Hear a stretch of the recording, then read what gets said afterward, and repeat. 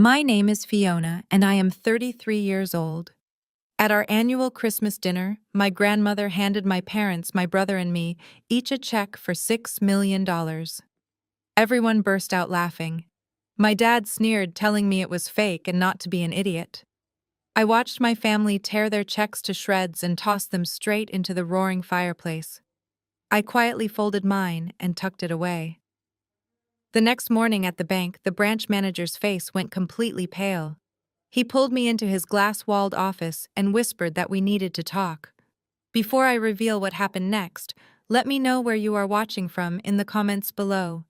Hit like and subscribe if you have ever had to survive a toxic family that constantly underestimated your worth. Growing up in the upscale suburbs of Chicago, I learned very quickly that love in our house was a strict transaction. You were either building the family legacy or you were an invisible disappointment. My father Howard and my mother Diane made those rules brutally clear from day one. Our sprawling estate with its manicured winter lawns and imposing brick facade was designed to project absolute perfection to the outside world. Inside, it was an emotional freezer. Every holiday was an exhausting performance where we all had to play our assigned roles. The dining room table was set with my mother's finest crystal and silver, reflecting the warm light of the massive stone fireplace. The smell of roasted prime rib and expensive pine filled the air. It looked like a picture-perfect holiday gathering, but the emotional temperature in the room was suffocating. I sat quietly pushing food around my plate, observing the dynamic that had dictated my entire life. My 36-year-old brother Cameron sat at the head of the table right next to my father. Cameron was the undisputed golden child of the family. He was loud, arrogant, and completely reckless with money. While I had worked 3 jobs to pay my own way through a state college, Cameron had his private university tuition fully funded by our parents. When he failed his classes, they blamed his professors. When he crashed his brand new sports car, they blamed the weather.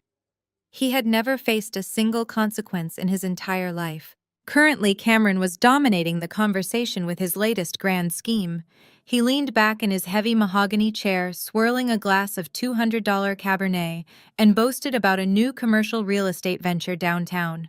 He threw around buzzwords like aggressive leverage and market disruption with the unearned confidence of a man playing with other people's money. He was detailing his plan to acquire a block of historic buildings and gut them for luxury condos. I knew for a fact that his last 3 real estate projects had barely broken, even leaving a trail of angry contractors and unpaid invoices. But in my parents' eyes, Cameron could simply do no wrong. My father Howard beamed at him with the kind of absolute pride I had spent my entire childhood chasing but never receiving. That is exactly the kind of aggressive expansion this family needs. Cameron, my father proclaimed, raising his glass in a toast. You have the vision to secure the legacy. Do not worry about the short-term capital requirements. I will happily bankroll the initial phases. We need to keep pushing forward and showing the city what we are made of. I sat there listening to my father promise hundreds of thousands of dollars to fund my brother's delusions. I had actually come to dinner tonight with my own good news. After years of grinding through the highly competitive tech industry, I had just been promoted to lead user experience designer at a major international software firm. It was a massive milestone. I had earned this role through grueling 60-hour work weeks, late-night coding sessions, and sheer unrelenting determination. I was managing a team of 20 developers and pulling in a salary that provided me with absolute financial independence. I was incredibly proud of myself. I waited for a rare lull in Cameron's endless monologue and gently cleared my throat, hoping to share my achievement. I just got my promotion finalized this week, I said, keeping my tone light but hopeful. I am officially the lead user experience designer for the new global platform launch. I am going to be running the entire digital architecture division. My mother Diane did not even look up from cutting her steak. That is nice, dear, she said with a dismissive wave of her perfectly manicured hand.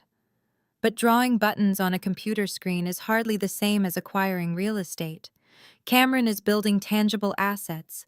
He is building a real empire. You should really think about finding a wealthy husband who can provide for you instead of playing around with these little tech hobbies. The insult burned hot and sharp in my chest, but I was entirely used to it. Every single achievement of mine was systematically minimized to prop up my brother's fragile ego. If I won an industry award, it was deemed cute.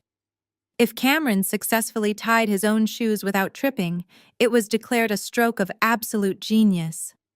My fiancé Ian, who could not make the dinner due to a severe winter storm delay in Denver, had warned me not to expect validation from them.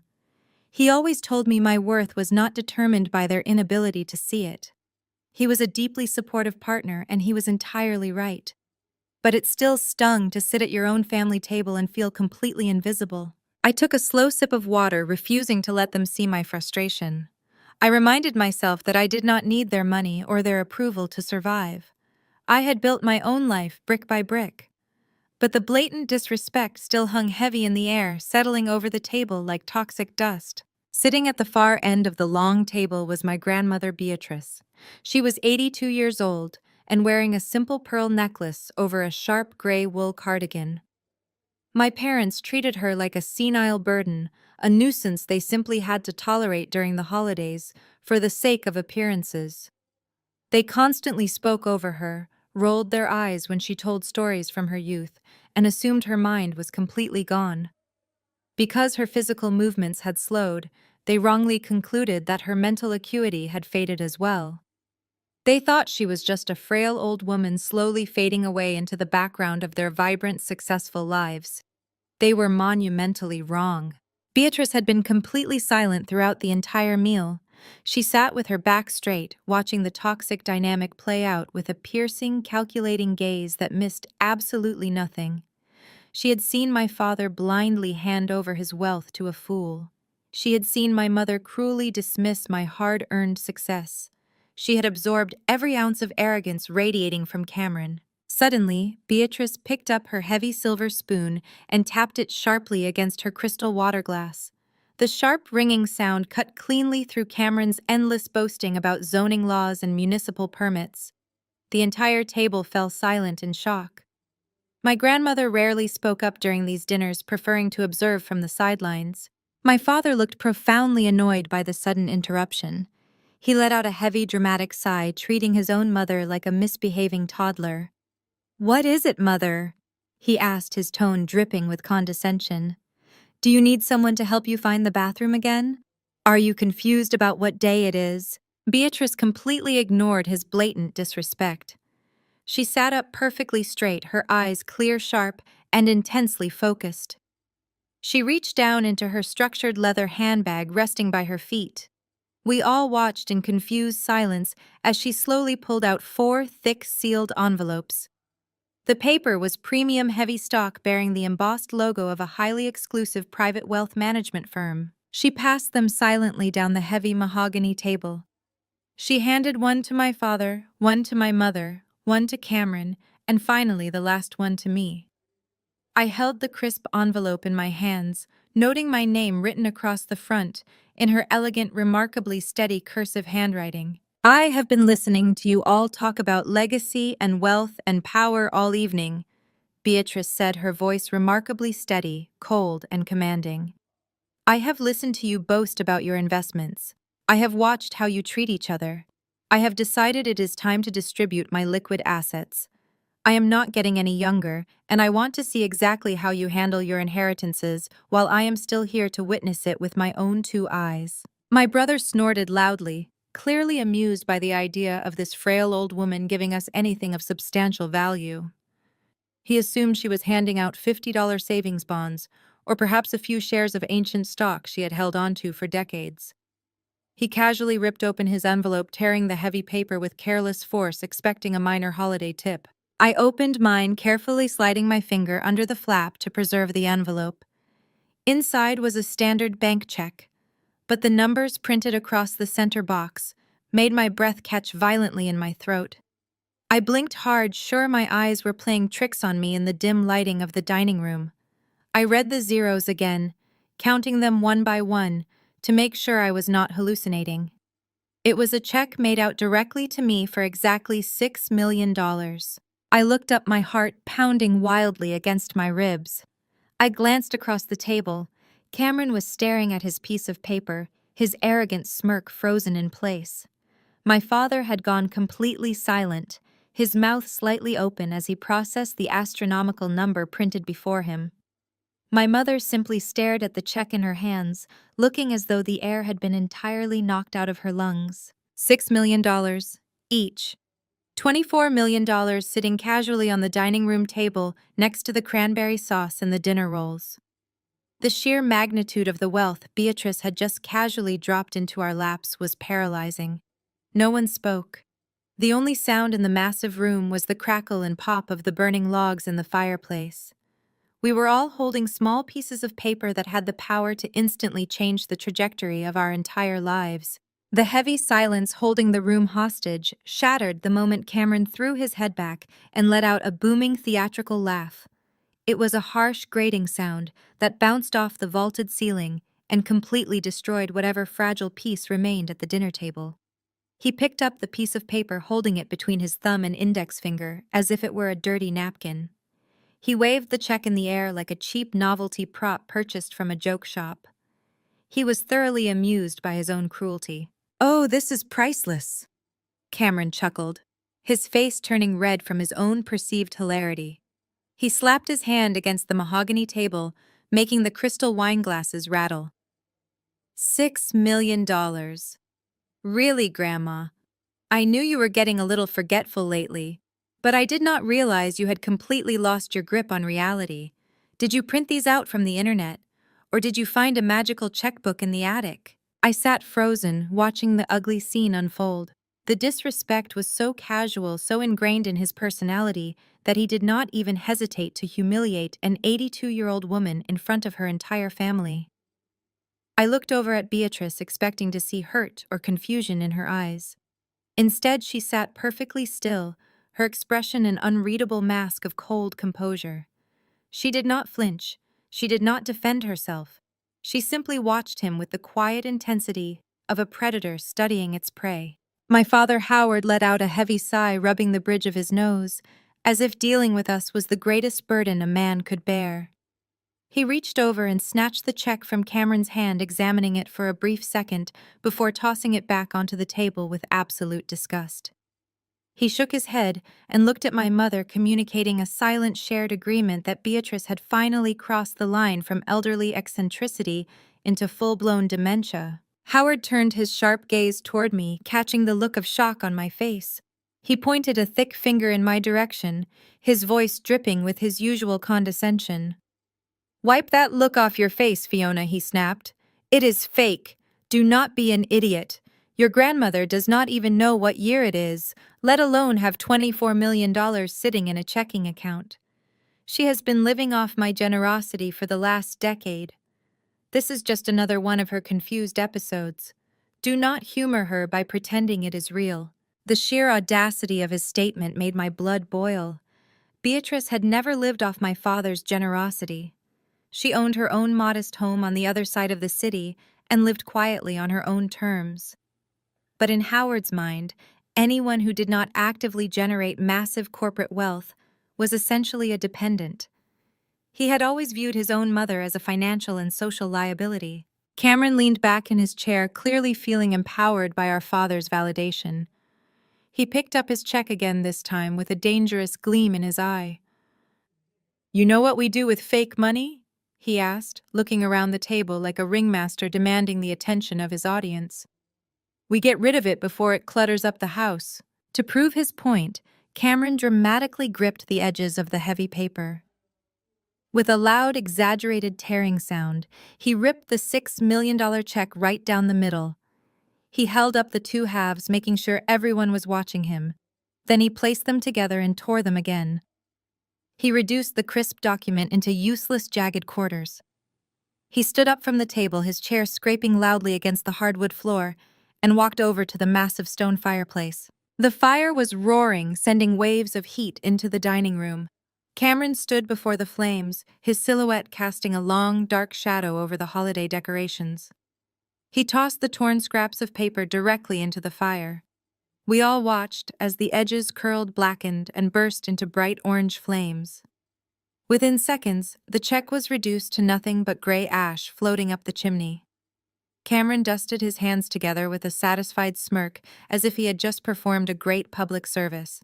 Howard watched his son with a look of deep approval. Not wanting to be outdone in his own home, my father picked up his envelope. He did not even bother opening it to look at the check inside. He simply ripped the entire envelope in half, applying brute force to demonstrate his absolute authority over the situation. He stood up, joined his golden boy at the fireplace, and tossed his pieces into the blazing inferno. "There," Howard said, returning to his seat and picking up his wineglass. "Now that the nonsense is out of the way, we can get back to discussing real business. Cameron, remind me about the zoning permits for your downtown project. I want to make sure my capital is being deployed efficiently." The casual destruction of the checks was sickening. Even if they firmly believed the money was entirely fake, tearing up a gift right in front of the person who gave it was a level of cruelty that I could hardly process. I looked over at my mother Diane, expecting her to at least offer a polite mediation to smooth over the social awkwardness. Instead, Diane let out an exasperated sigh, picking up her crystal wineglass with an elegant flick of her wrist. She rolled her eyes toward the ceiling, clearly annoyed that the focus of the evening had temporarily shifted away from their wealth and status. She did not tear her check up, but she treated it with equal disdain. She simply pushed the unopened envelope away from her plate, abandoning it next to her wineglass like a piece of discarded trash. She smoothed her napkin over her lap and turned her attention back to her prime rib, completely ignoring the fact that her mother-in-law was sitting just 3 feet away. "Well, that was certainly a bizarre interruption," Diane murmured, taking a delicate sip of her wine. "As I was saying before, we need to finalize the guest list for the spring gala. I absolutely refuse to seat the mayor next to that awful developer from the West Side."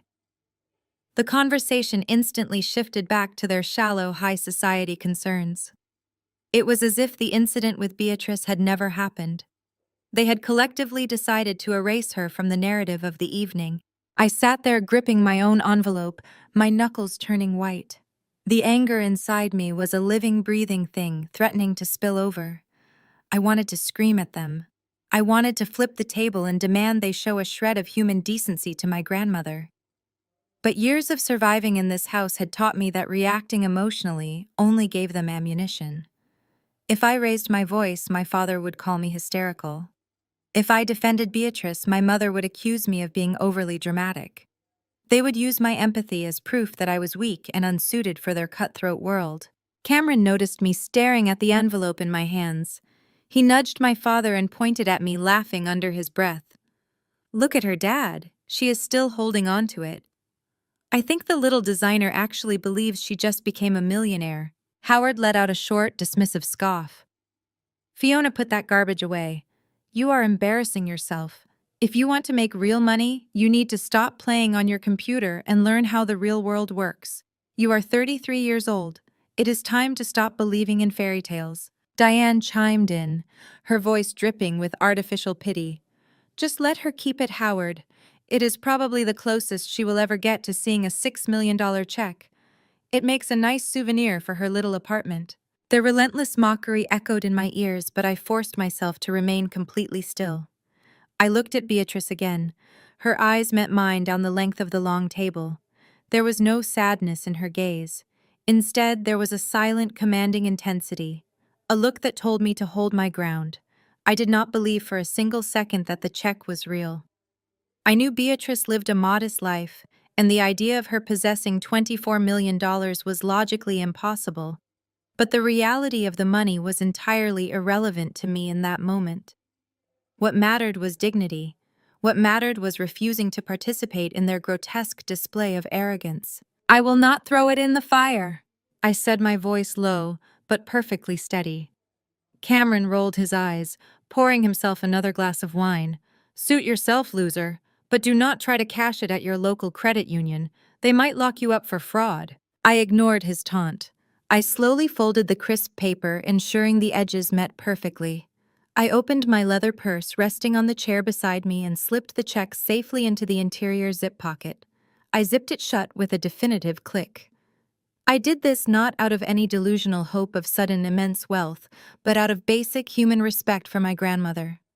She had handed me a gift, and I was going to treat it like one, even if my entire family thought it was a joke. The rest of the Christmas dinner passed in a blur of clinking silver and empty, arrogant chatter. Cameron continued to outline his doomed real estate empire, while Howard nodded along, funding the disaster with his own massive ego. Diane complained about her social rivals and the incompetent staff at the country club. I ate the remainder of my food in total silence, contributing absolutely nothing to the conversation. I was simply counting the minutes until I could politely excuse myself and return to the peace of my own home, where my supportive fiancé Ian was waiting for my call. When the dinner finally concluded, I stood up and walked over to Beatrice. I leaned down and gently kissed her soft, wrinkled cheek. The scent of her classic lavender perfume was a sharp contrast to the suffocating arrogance of the room. "Thank you for the gift, Grandma," I whispered softly so the others would not hear. "I appreciate it." Beatrice patted my hand, her skin cool and dry. Her dark eyes locked onto mine, and for a brief second, I saw a flash of something incredibly sharp and dangerous lurking just beneath the surface of her calm exterior. "Keep it safe, Fiona," she replied, her voice barely above a whisper. "You are going to need it sooner than you think." I smiled politely, assuming it was just the sweet rambling of an old woman trying to maintain her dignity after a brutal public humiliation. I told my parents goodbye, ignoring their cold, dismissive nods, and walked out the heavy front doors into the freezing Chicago night.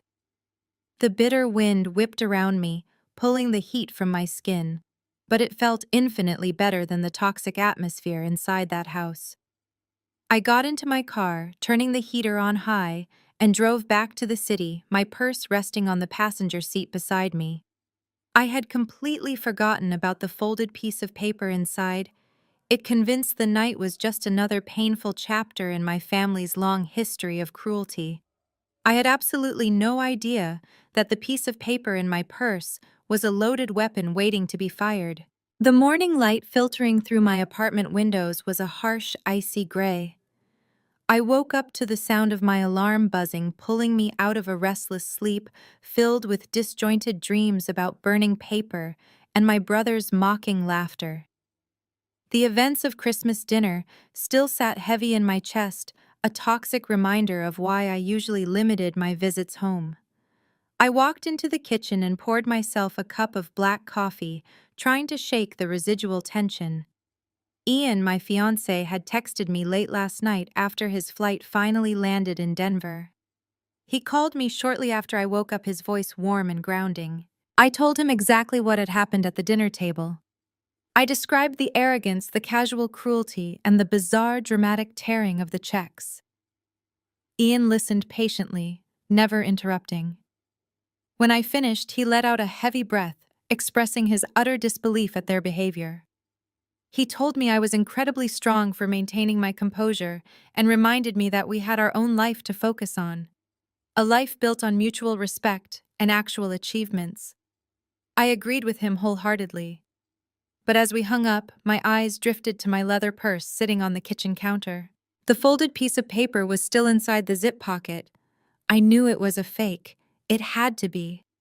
My grandmother lived a modest life in a modest house and drove a 10-year-old sedan. The idea of her casually handing out $24 million was mathematically and logically impossible. Yet a tiny nagging voice in the back of my head refused to let it go. It was the same voice that drove me to obsessively test my digital designs for unseen errors. I needed closure. I needed a bank teller to hand the paper back to me with a sympathetic smile and confirm it was just a novelty item. Only then could I throw it away and permanently close the book on my family's holiday madness. I dressed for work, putting on a sharp navy blazer and tailored trousers, projecting the professional confidence I needed for my new role as lead user experience designer.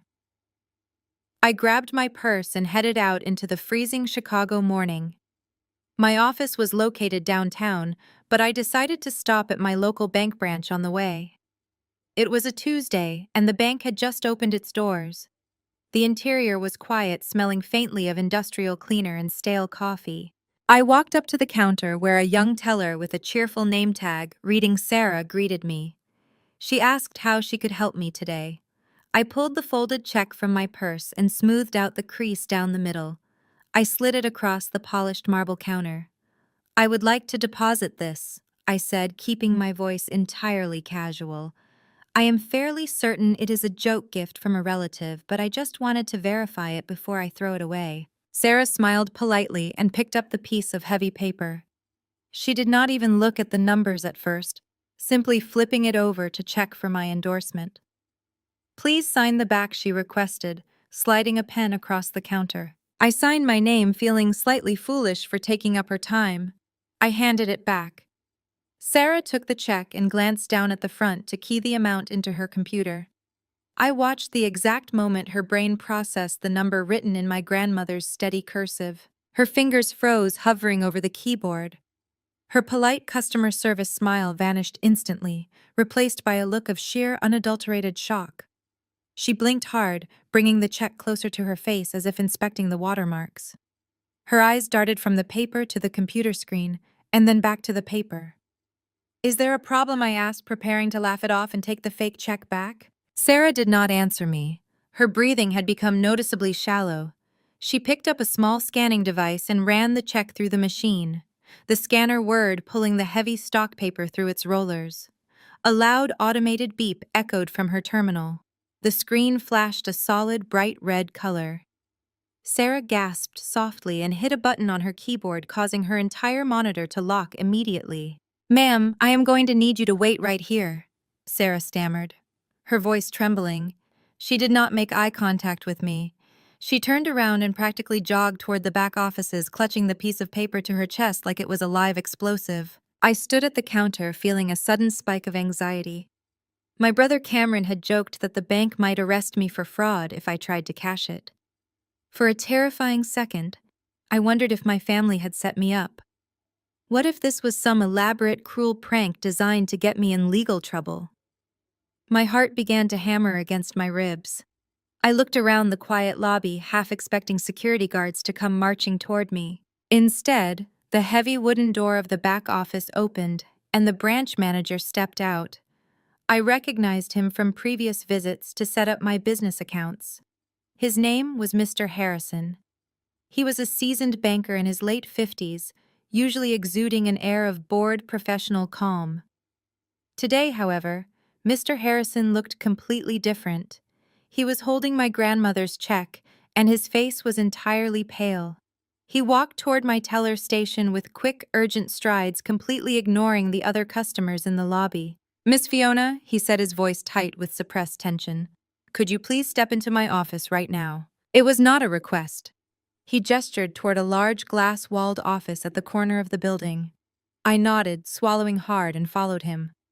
As I walked past the teller station, I noticed Sarah watching me with wide, terrified eyes. I stepped into the office, and Mr. Harrison closed the door firmly behind us, shutting out the ambient noise of the bank lobby. He moved to the electronic blinds, pressing a button that caused the frosted panels to slide shut, completely blocking us from the view of anyone outside. "Please sit down," he instructed, gesturing to a leather chair across from his massive desk. I sat, my hands gripping the armrests.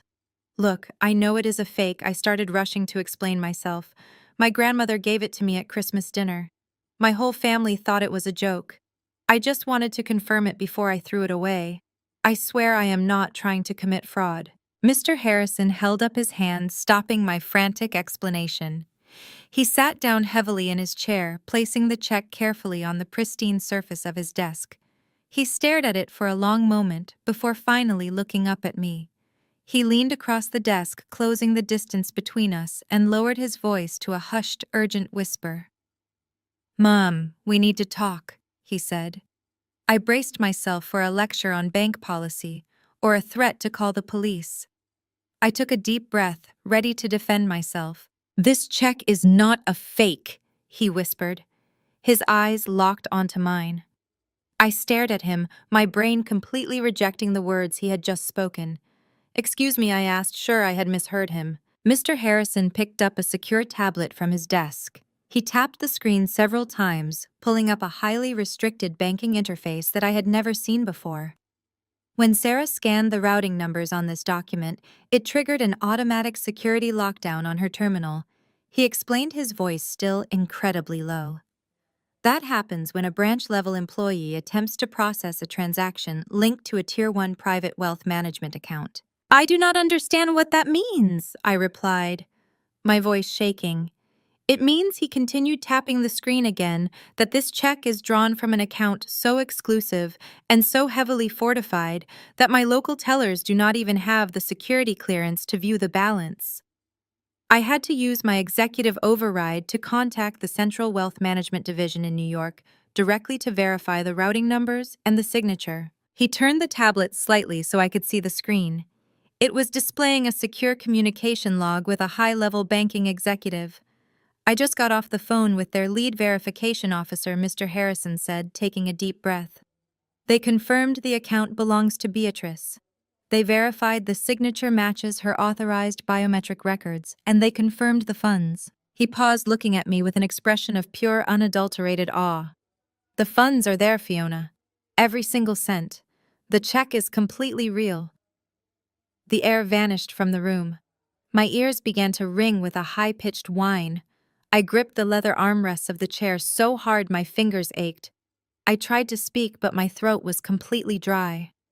You mean to tell me, I choked out, my voice sounding like it belonged to someone else, that my grandmother actually has $6 million? Mr. Harrison let out a breath that sounded almost like a laugh. Mom, an account of this tier requires a minimum standing balance of $50 million just to open it. I have no idea how much wealth your grandmother actually possesses, but I can guarantee you it is staggering.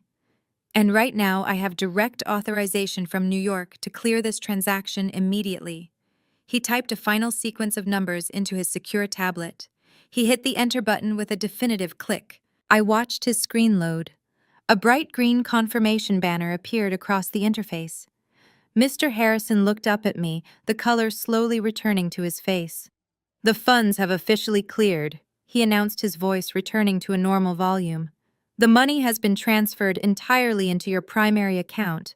I am going to need to upgrade your account status to our private wealth division immediately to handle a deposit of this magnitude, but it is done. I sat paralyzed in the leather chair. The reality of the situation crashed over me like a tidal wave. $6 million. It was sitting in my account. It was mine. My grandmother, the woman my parents and brother treated like a senile, helpless burden, was secretly sitting on an empire of staggering wealth. And then the second realization hit me, striking with the force of a physical blow. The fireplace, the mocking laughter, the arrogant tearing of heavy paper. My father and my brother had each held $6 million in their hands. They had burned $12 million to ashes simply to prove a cruel point.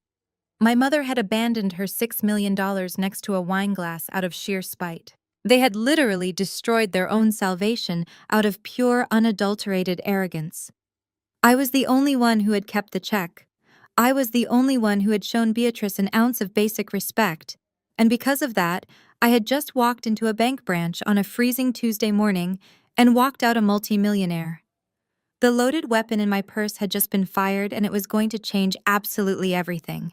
The loaded weapon in my purse had just been fired, and it was going to change absolutely everything. I walked out of the bank in a complete daze.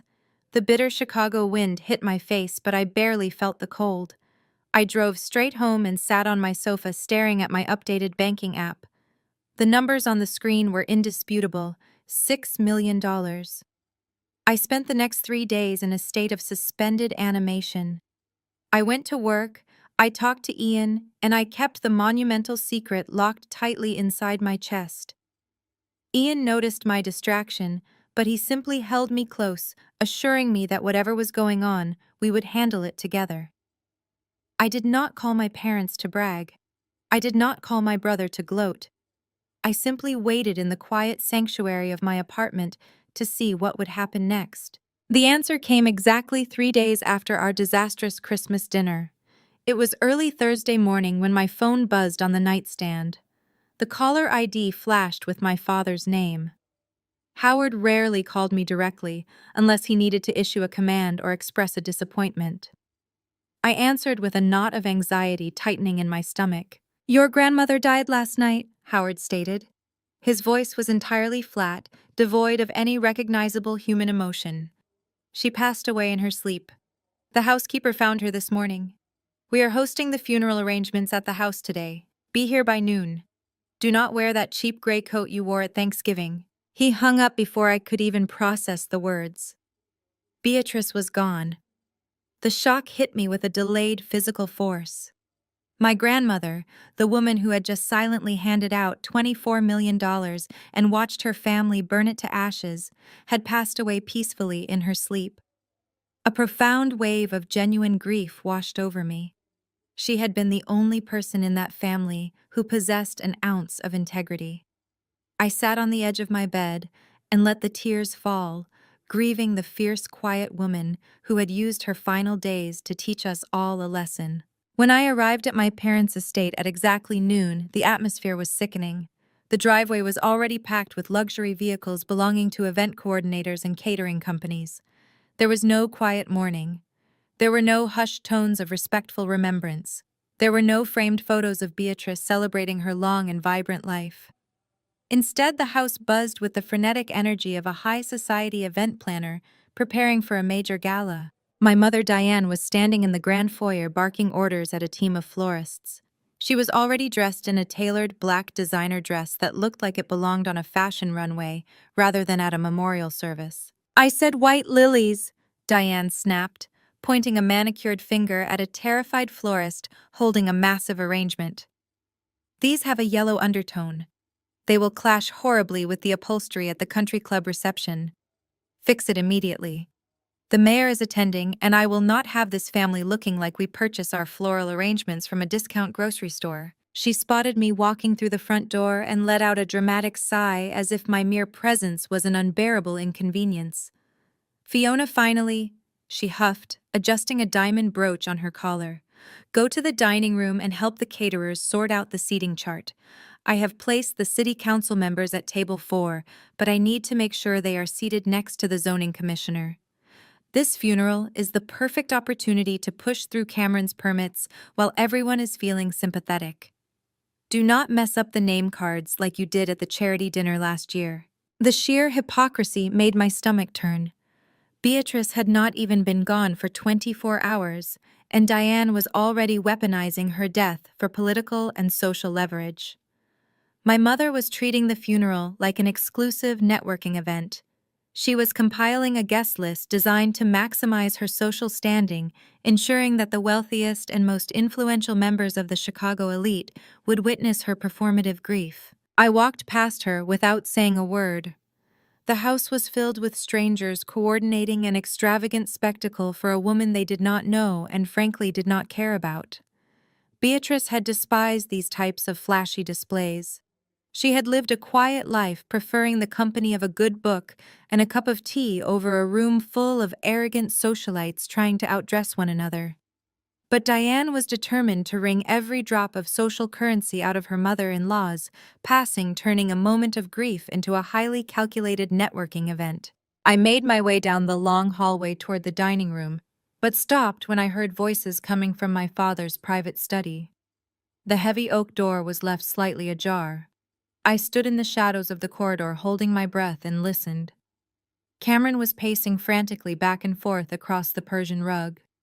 The arrogant swagger he had displayed at Christmas dinner was entirely gone. He sounded desperate, his voice pitching higher than usual. "The creditors are breathing down my neck, Dad," Cameron said, his footsteps thudding against the hardwood floor. "They are threatening to pull the bridge loan by Friday. If they do that, the entire downtown project collapses. The holding company will fold, and I will be personally liable for the deficit. I need cash immediately. I cannot wait for a protracted probate process." I heard the distinct sound of liquid being poured into a crystal tumbler. My father spoke, his tone calm and calculating. "Relax, Cameron. You are panicking over nothing. Beatrice dying right now is actually the best thing that could have happened for your timeline. The timing is a literal godsend. I pressed myself flat against the wall, feeling a fresh wave of disgust. My father was openly referring to his own mother's death as a convenient financial bailout. We both know she had the standard family trust set up, Howard continued, ice clinking in his glass. Even with her modest lifestyle, she has the house in Oak Park, the retirement accounts, and whatever cash she hoarded away over the last decade. It has to be worth at least 4 or 5 million in liquid assets. As her only son, I am the primary executor. I can authorize an emergency disbursement to your LLC the minute the death certificate is filed. We will use the estate as collateral to stall your creditors by tomorrow afternoon. Cameron let out a long, shaky breath of profound relief. The sound of his exhale was loud enough to echo into the hallway. Thank God. Seriously, Dad, she finally did something useful for this family. I was looking at total bankruptcy. The bank was threatening to seize my personal assets by the end of the month. Do you think there is any chance she left a portion to Fiona? I know she always had a soft spot for her. Howard scoffed, a harsh, dismissive sound that made my chest tighten with familiar resentment. Absolutely not. Beatrice knew Fiona is a lost cause. She would not waste real capital on a girl who draws shapes on a computer for a living. Fiona does not have the stomach for real wealth anyway. The estate will be divided between you and me exactly as it should be. We will inject the capital directly into your real estate firm, secure the family legacy, and move on. This is exactly what we needed to get over the hump and silence those pathetic investors. I stood outside the study door listening to them carve up an inheritance they firmly believed was waiting for them. The arrogance was blinding. They were completely convinced that Beatrice had lived a standard upper-middle-class existence and had left a predictable conventional will. They thought her entire net worth amounted to a few $1,000,000 tied up in a suburban house and some mutual funds. They had absolutely no idea that the real wealth, the staggering astronomical fortune she possessed, had already been distributed. They had no idea that they had literally held their salvation in their hands just 3 nights ago. They had mocked her, called her senile, and thrown $6 million into a blazing fire out of pure, unadulterated ego. And most importantly, they had absolutely no idea that I was standing in the hallway holding the only surviving piece of that fortune. I quietly backed away from the study door, my heart pounding with a mixture of grief and mounting anticipation. Let them plan, I thought to myself. Let them make their promises to their creditors. Let Diane order her expensive white lilies and invite the mayor.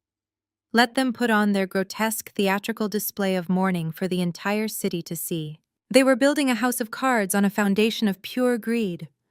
They were treating Beatrice's passing as a lucky financial break, a convenient solution to Cameron's gross incompetence. They felt so powerful, so secure in their position at the top of the family hierarchy. I walked into the dining room to help the caterers, just as Diane had commanded. I sorted the seating charts, placing the city council members exactly where my mother wanted them. I played the role of the quiet, obedient scapegoat perfectly. I kept my face blank and my voice low, enduring their sharp commands and dismissive waves throughout the entire afternoon. I knew the reading of the will was scheduled for the day after the funeral at the downtown office of her attorney. I knew that they were walking blindly toward an absolute cliff. The $24 million was gone. The liquid estate they were counting on to save Cameron from total ruin had been burned to ashes by their own hands. I just had to wait for gravity to take over. The day after the funeral arrived with a bitter, biting chill that swept off Lake Michigan and rattled the heavy glass windows of the downtown financial district. I rode the elevator up to the 42nd floor of one of Chicago's most prestigious law firms, keeping my hands neatly folded in the pockets of my dark wool coat. I stepped into the sprawling reception area of Bradley and Associates. The office was an intimidating display of old money and corporate power, featuring dark mahogany-paneled walls, leather seating, and sweeping panoramic views of the city skyline. It was exactly the kind of environment my father Howard respected. To him, leather and mahogany signaled submission and compliance. My parents and my brother were already waiting in the private conference room when I was escorted inside. The atmosphere was thick with palpable, restless greed. There was not a single trace of mourning in the room. No one was dabbing their eyes with tissues or sharing fond memories of Beatrice. Instead, the energy mirrored the frantic anticipation of lottery winners waiting to claim a massive jackpot. Cameron was pacing the length of the long, polished conference table. He was dressed in a tailored suit that he absolutely could not afford, aggressively tapping away on his smartphone. I watched him fire off message after message. He was undoubtedly texting his furious creditors and the anxious investors of his failing real estate venture. I could easily imagine the promises he was making. He was likely assuring them that a massive influx of liquid capital was mere minutes away, guaranteeing that the family estate would cover all his outstanding debts and fraudulent bridge loans. His arrogant swagger had fully returned, fueled by the absolute certainty of his impending wealth. Howard sat at the head of the table, naturally claiming the position of absolute authority. He was reviewing some spreadsheets on his tablet, periodically checking his heavy gold watch with obvious annoyance. He wanted the asset transfer completed immediately so he could deploy the capital to salvage his son's disastrous business choices. Diane was seated next to him, complaining to a paralegal about the temperature of the room and the quality of the espresso she had been served. She was treating the legal staff like her personal catering team, completely oblivious to the solemn nature of a will reading. I took a seat at the far end of the table, placing my purse carefully on the floor beside my feet. I remained entirely silent, offering no greetings and responding to no complaints.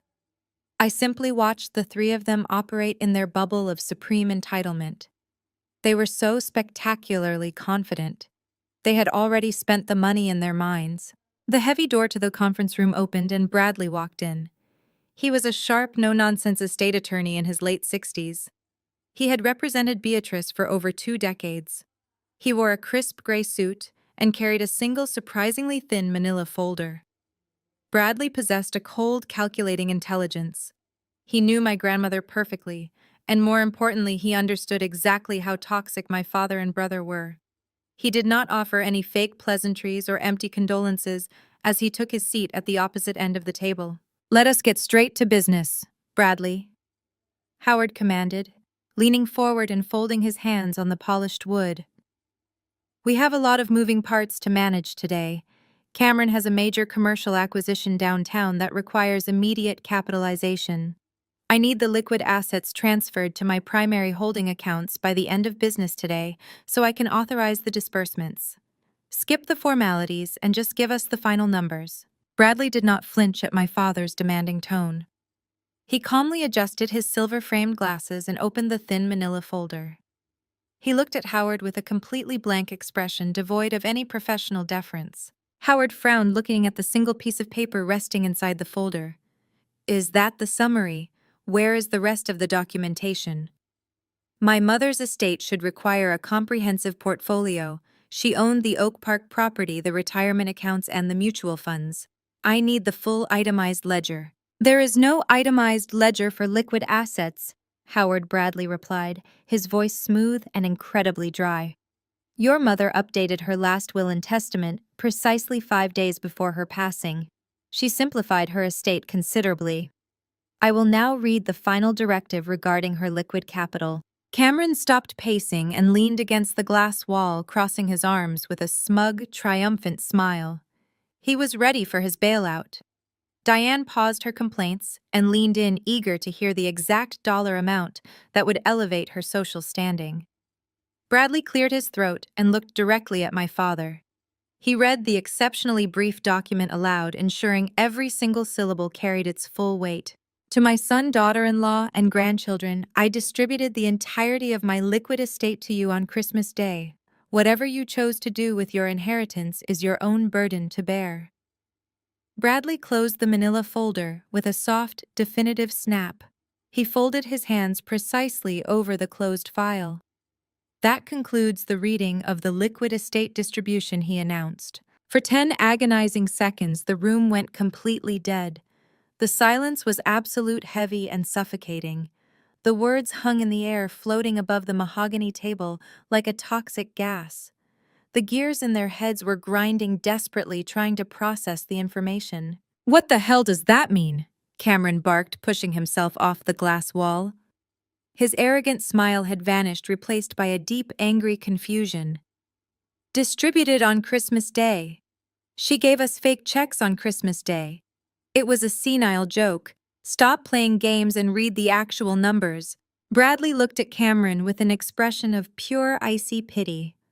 They were not fake checks, Cameron. They were drawn directly from a Tier 1 private wealth management account. Your grandmother possessed a highly diverse portfolio that I have personally managed for 20 years. The checks she physically handed to each of you represented the absolute entirety of her liquid fortune. Howard's face drained of all color. The ruddy, arrogant flush in his cheeks vanished instantly, leaving his skin a sickly, grayish white. He gripped the edge of the conference table so hard his knuckles popped. He stared at Bradley, his mouth opening and closing without producing a single sound. He was a man who prided himself on absolute control, and he was entirely paralyzed by the realization crashing down upon him. Diane suddenly let out a sharp, gasping breath. Her hands flew to her mouth, her perfectly manicured nails pressing into her cheeks. "My God," she whispered, her voice trembling with rising panic. "The envelope." I left the envelope next to my wine glass. "The cleaning staff." I told the cleaning staff to throw away all the table scraps the next morning. It went into the trash. Cameron looked like he had been physically struck in the chest by a sledgehammer. He stumbled backward, hitting the glass wall behind him. His eyes were wide and frantic, darting around the room as his brain finally connected the horrifying dots. He looked at the floor, then at his hands, then at my father. "The fire," Cameron choked out, his voice sounding small and completely broken. "The fireplace. Dad, we threw them in the fire. We tore them up and threw them in the fire." The reality of their actions descended upon the room with crushing, devastating force. They had not just lost an inheritance, they had actively, physically destroyed it with their own hands. They had burned their salvation to ashes out of pure spite and monumental arrogance. Howard suddenly shot up from his chair, knocking it backward onto the thick carpet. "No!" he roared, slamming his fists onto the table. "No. That is impossible. My mother did not have that kind of money. She lived in a basic house. She drove an old car. You are lying. This is a mistake." "It is not a mistake," Howard Bradley replied, his voice remaining entirely calm and unaffected by my father's outburst. "Your mother was a brilliant silent investor. She preferred a modest lifestyle, but her market instincts were unparalleled. The checks she gave you were entirely real." "How much?" Cameron yelled, taking a threatening step toward the attorney. He was hyperventilating, his chest heaving under his expensive suit. His eyes were completely wild with desperation. How much was on those checks? I did not even look at the numbers. How much did we burn? Bradley adjusted his glasses and looked at Cameron dead in the eye. "Exactly $24 million, $6 million per person, which, as Beatrice explicitly instructed, was physically handed to each of you in perfect legal compliance with her distribution wishes. You were given your inheritance. The fact that you chose to incinerate it is, as the will states, entirely your own burden to bear." Cameron let out a sound that was half scream and half sob. He grabbed his own hair, pulling at the roots as his legs gave out beneath him. He collapsed into one of the leather chairs, burying his face in his hands. He was ruined. The investors would tear him apart. The creditors would seize his properties. He had just burned $6 million of pure, untethered salvation. Howard stood frozen, hovering over the table. The great patriarch, the brilliant businessman, had just incinerated a fortune because he wanted to mock an elderly woman. The absolute humiliation and financial devastation radiated from him in waves. Diane was openly weeping now, her face buried in her expensive handbag, grieving the loss of money she had treated like garbage just days prior. I sat quietly at the end of the table, my hands resting neatly in my lap. I did not smile. I did not gloat. I simply watched the structural foundation of my toxic family collapse under the weight of their own spectacular hubris. The $24 million was gone. The grand bailout was a pile of gray ash sitting at the bottom of a chimney in the suburbs. And I was the only person in the room who knew exactly where one surviving piece of that fortune currently resided. Cameron was the first to break the suffocating silence. He launched himself out of the leather chair, his hands slamming down flat against the polished mahogany table. The sudden violent movement rattled the water pitchers. He leaned aggressively toward Bradley, his face contorted into a mask of pure desperation. "Reprint them!" Cameron demanded, his voice cracking with a frantic, breathless panic. "You are her attorney. You have the routing numbers. You manage the estate. Just print a new set of checks right now. We will sign whatever waivers you need. Just cut the paper, Bradley." Bradley did not even blink. He looked at Cameron with the detached fascination of a scientist observing an insect. "I cannot do that, Cameron. I do not have the authority to print new checks, nor do I have access to those specific funds. The physical checks your grandmother handed you were the sole legal instruments of transfer. They were bearer instruments drawn from a closed account. Once you destroyed them, you destroyed your only means of accessing the capital." "This is absurd!" Diane shrieked. She shot up from her chair, her tear-stained face twisting into a venomous scowl. The performative grief she had worn to the funeral was entirely gone, replaced by pure, unadulterated avarice. My mother-in-law was a sick, confused old woman. She was 82 years old and completely out of her mind. You cannot legally enforce a distribution of this magnitude when the benefactor was suffering from severe cognitive decline. We will take this to probate court.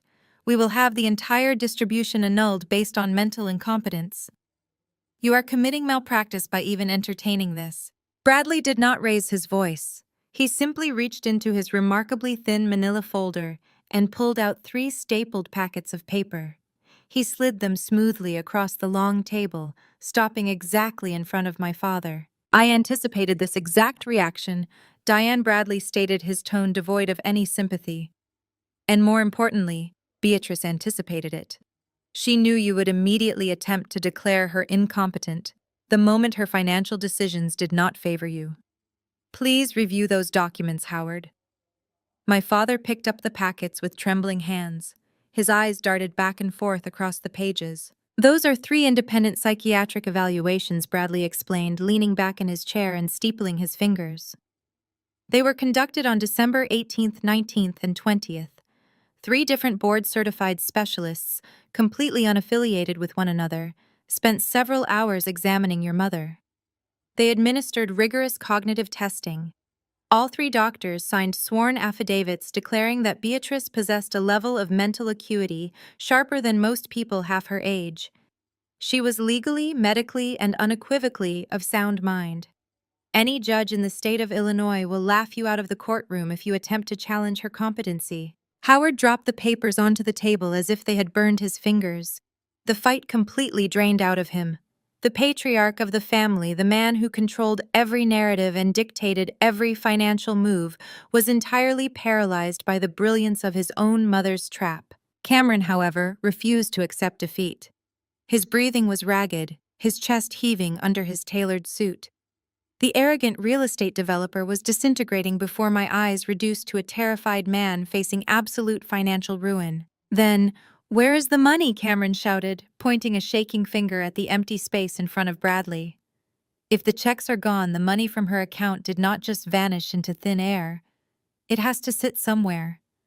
Transfer the balance to my business accounts right now. I am her grandson. I am the legacy of this family." "The money is gone," Cameron Bradley said, delivering the final crushing blow with absolute precision. "Your grandmother was a meticulous planner. She engineered this distribution with a strict execution window. Any funds from those specific checks that were not deposited into a verified account within 48 hours of her death were automatically subjected to a reversion clause." "What does that mean?" Howard rasped, his voice sounding dry and hollow. "It means," Bradley continued, "that the moment the bank was notified of her passing, the uncashed funds were immediately swept out of the holding account and reabsorbed into a blind, irrevocable, charitable trust. The transfer is automatic and permanent. That trust is managed by an independent board in New York. The $24 million will be dispersed to various wildlife and literacy charities over the next 50 years. You have 0 legal claim to it. You cannot sue the trust. You cannot petition the board. The money you burned is permanently out of your reach." The absolute finality of Bradley's words struck the room like a physical shockwave. The escape routes were all systematically sealed. There was no legal loophole. There was no medical override. There was no hidden secondary account waiting to bail them out. Beatrice had locked the doors, barred the windows, and watched them strike the match themselves. Cameron began to pace the room again, but his movements were erratic, devoid of his usual confident swagger.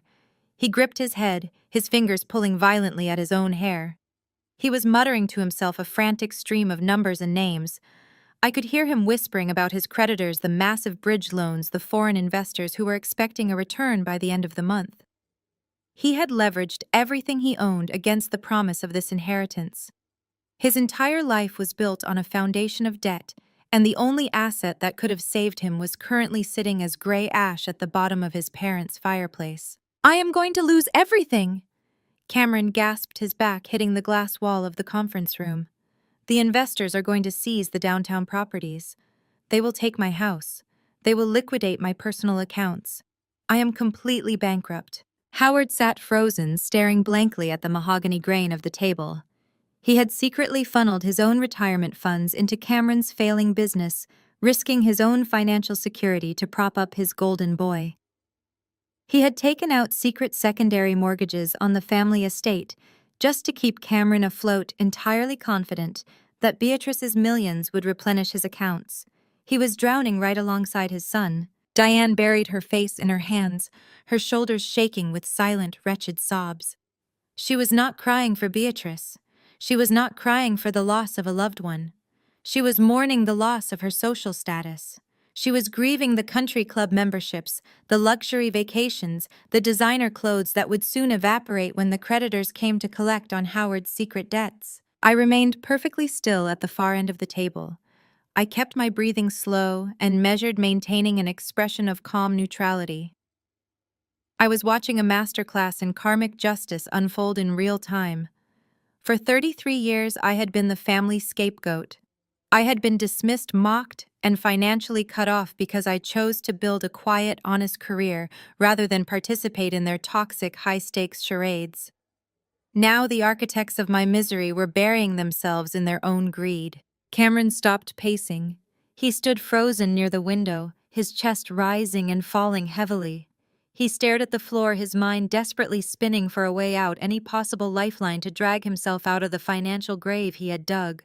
Then his frantic movements ceased entirely. He slowly raised his head. His eyes darted from the center of the table past his weeping mother, past his paralyzed father, and slowly drifted down the length of the long room. He remembered Christmas night. He remembered the roaring fire, the mocking laughter, the sound of heavy paper tearing. He remembered demanding I throw my envelope into the flames. He remembered that I had quietly refused. He remembered that I had folded my check, placed it inside my leather purse, and zipped it shut. Cameron's bloodshot eyes locked directly onto mine. The air in the room seemed to drop 10 degrees. The shift in his expression was immediate and terrifying. The blind panic twisting his features morphed violently into a dark, predatory focus.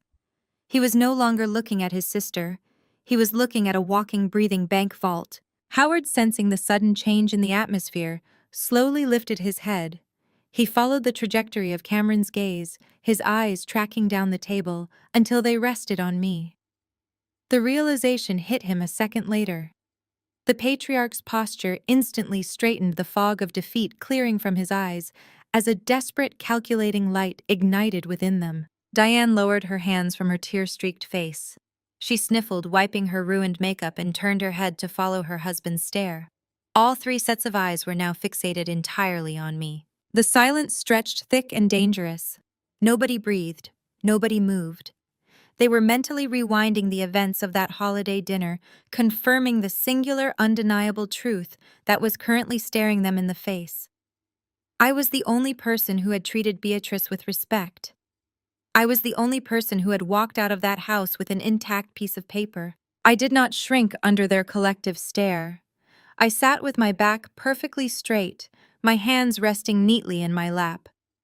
I met Cameron's desperate gaze with absolute, unwavering calm. The power dynamic in our family, a rigid hierarchy that had been violently enforced since the day I was born, shattered into a million pieces. The golden boy was bankrupt, The wealthy patriarch was drowning in secret debt. The image-obsessed mother was facing absolute social ruin. And the invisible, disappointing daughter sitting at the end of the table was holding exactly $6 million of cleared, verified, untethered liquid cash. Cameron took a slow, deliberate step toward me, his hands curling into fists at his sides. The desperation in his eyes had been entirely replaced by a sickening, entitled expectation. The true battle was no longer about the money they had burned.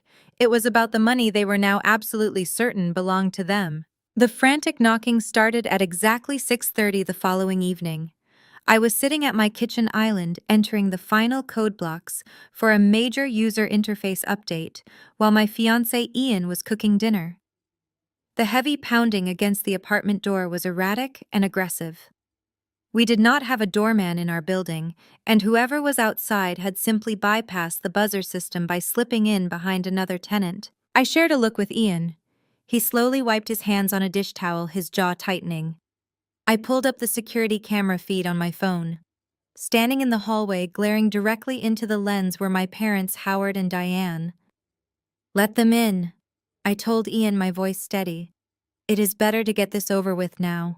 Ian opened the door, and Howard immediately pushed past him, stepping into our living room with the arrogant assumption that he owned the space simply by occupying it. Diane followed close behind, her eyes quickly scanning the modest but comfortable apartment, taking mental inventory of everything we owned. Neither of them offered a greeting to Ian. They did not take off their coats.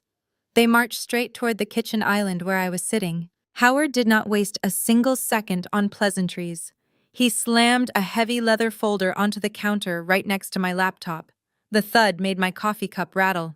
"We need to get this resolved immediately," Howard commanded, his voice tight and breathless. He was wearing the same suit he had worn to the lawyer's office yesterday, and he looked exhausted. "I have the routing numbers for Cameron's primary business accounts right here. I have spoken to my corporate attorney, and we have drafted a family restructuring agreement. We need you to initiate a wire transfer for exactly $4.5 million by 8 o'clock tomorrow morning." I stared at the leather folder, then slowly looked up at my father. I leaned back in my chair, crossing my arms. "You broke into my building uninvited to hand me a piece of paper demanding I wire $4.5 million to my brother." "It is not a demand." Fiona Howard snapped, his face flushing with immediate annoyance. "It is a necessary reallocation of family assets." Beatrice made a colossal mistake by attempting to distribute her wealth without consulting me. She was clearly suffering from cognitive decline, and she created a massive logistical nightmare. Now we have to clean up her mess. The bridge loan on Cameron's downtown project is officially defaulting on Friday. If we do not inject liquidity into his holding company immediately, the investors are going to pull their capital and seize the collateral. The family legacy is on the line. I am giving you the instructions on how to fix this. "You are giving me instructions," I repeated, shaking my head in sheer disbelief. "Dad, the money belongs to me. It is in my personal account. It is not family capital. You have absolutely zero authority over it." Diane let out a sharp, dramatic sigh, stepping forward and placing her hand flat against the counter. She attempted to use her soothing maternal voice, a tone she only deployed when she was trying to manipulate someone into submission. "Fiona, darling, you need to be reasonable," Diane said, her eyes wide with manufactured concern. "You are entirely overwhelmed by this situation, and you are not thinking clearly. We understand that this is a lot of money, and we do not expect you to hand over all of it. We are perfectly willing to let you keep $1.5 million. That is more than enough for you. You can buy a nice little house and invest the rest into your little design career." "My little design career," I echoed, feeling the familiar heat of anger rising in my chest. "Yes," Diane continued, completely oblivious to my rising fury. "You draw buttons on computers, Fiona. It is a cute job, but it is not a real business. Cameron is building skyscrapers. He is developing commercial properties. He is building the Blackwell Empire. You cannot possibly understand the intense pressure he is under. He has massive overhead and incredibly aggressive investors. He needs that capital to secure his legacy. You simply do not need $6 million to live your quiet little life. Family requires sacrifice. It is time for you to step up and do the right thing for your brother. I looked at my mother, truly seeing her for what she was. She was not asking for a favor. She was demanding my submission. She fully believed that my entire existence, my financial security, and my autonomy should be cheerfully sacrificed to prop up her golden boy's spectacular failures. You want me to sacrifice my inheritance to save Cameron? I asked, my voice dropping to a dangerous whisper. Exactly, Howard interjected, leaning heavily against the counter. We knew you would understand once we explained the stakes. I will call the bank manager first thing in the morning and authorize the transfer on your behalf. I slowly pushed the leather folder back across the island, sliding it directly toward my father. No, I said. Howard froze. His hand paused halfway to the folder. He looked at me as if I had suddenly started speaking a foreign language. Excuse me, he demanded. I said no. I repeated, pronouncing the word with absolute clarity. I am not wiring Cameron $4.5 million. I am not wiring him $4. I am not giving you a single cent. The silence in the kitchen was absolute. Ian stood quietly near the stove, a silent physical barrier between me and the hallway. Howard's face turned a deep, violently angry shade of red. Fiona, you will do exactly what I tell you to do, he roared, slamming his fist against the counter. You are my daughter. You do not dictate financial policy in this family. That money was meant for Cameron. Beatrice was senile and she made a mistake. You are going to correct it right now. She was not senile, Dad, I shot back, standing up from my chair and matching his volume. She was brilliant. She knew exactly what she was doing. She knew that you and Cameron were arrogant and greedy and entirely self-absorbed. She handed you your inheritance on a silver platter. You held $6 million in your own hands, both of you. And what did you do? I leaned forward, bracing my hands against the island, locking eyes with my father. You tore it into pieces and threw it in the fireplace because you wanted to mock her.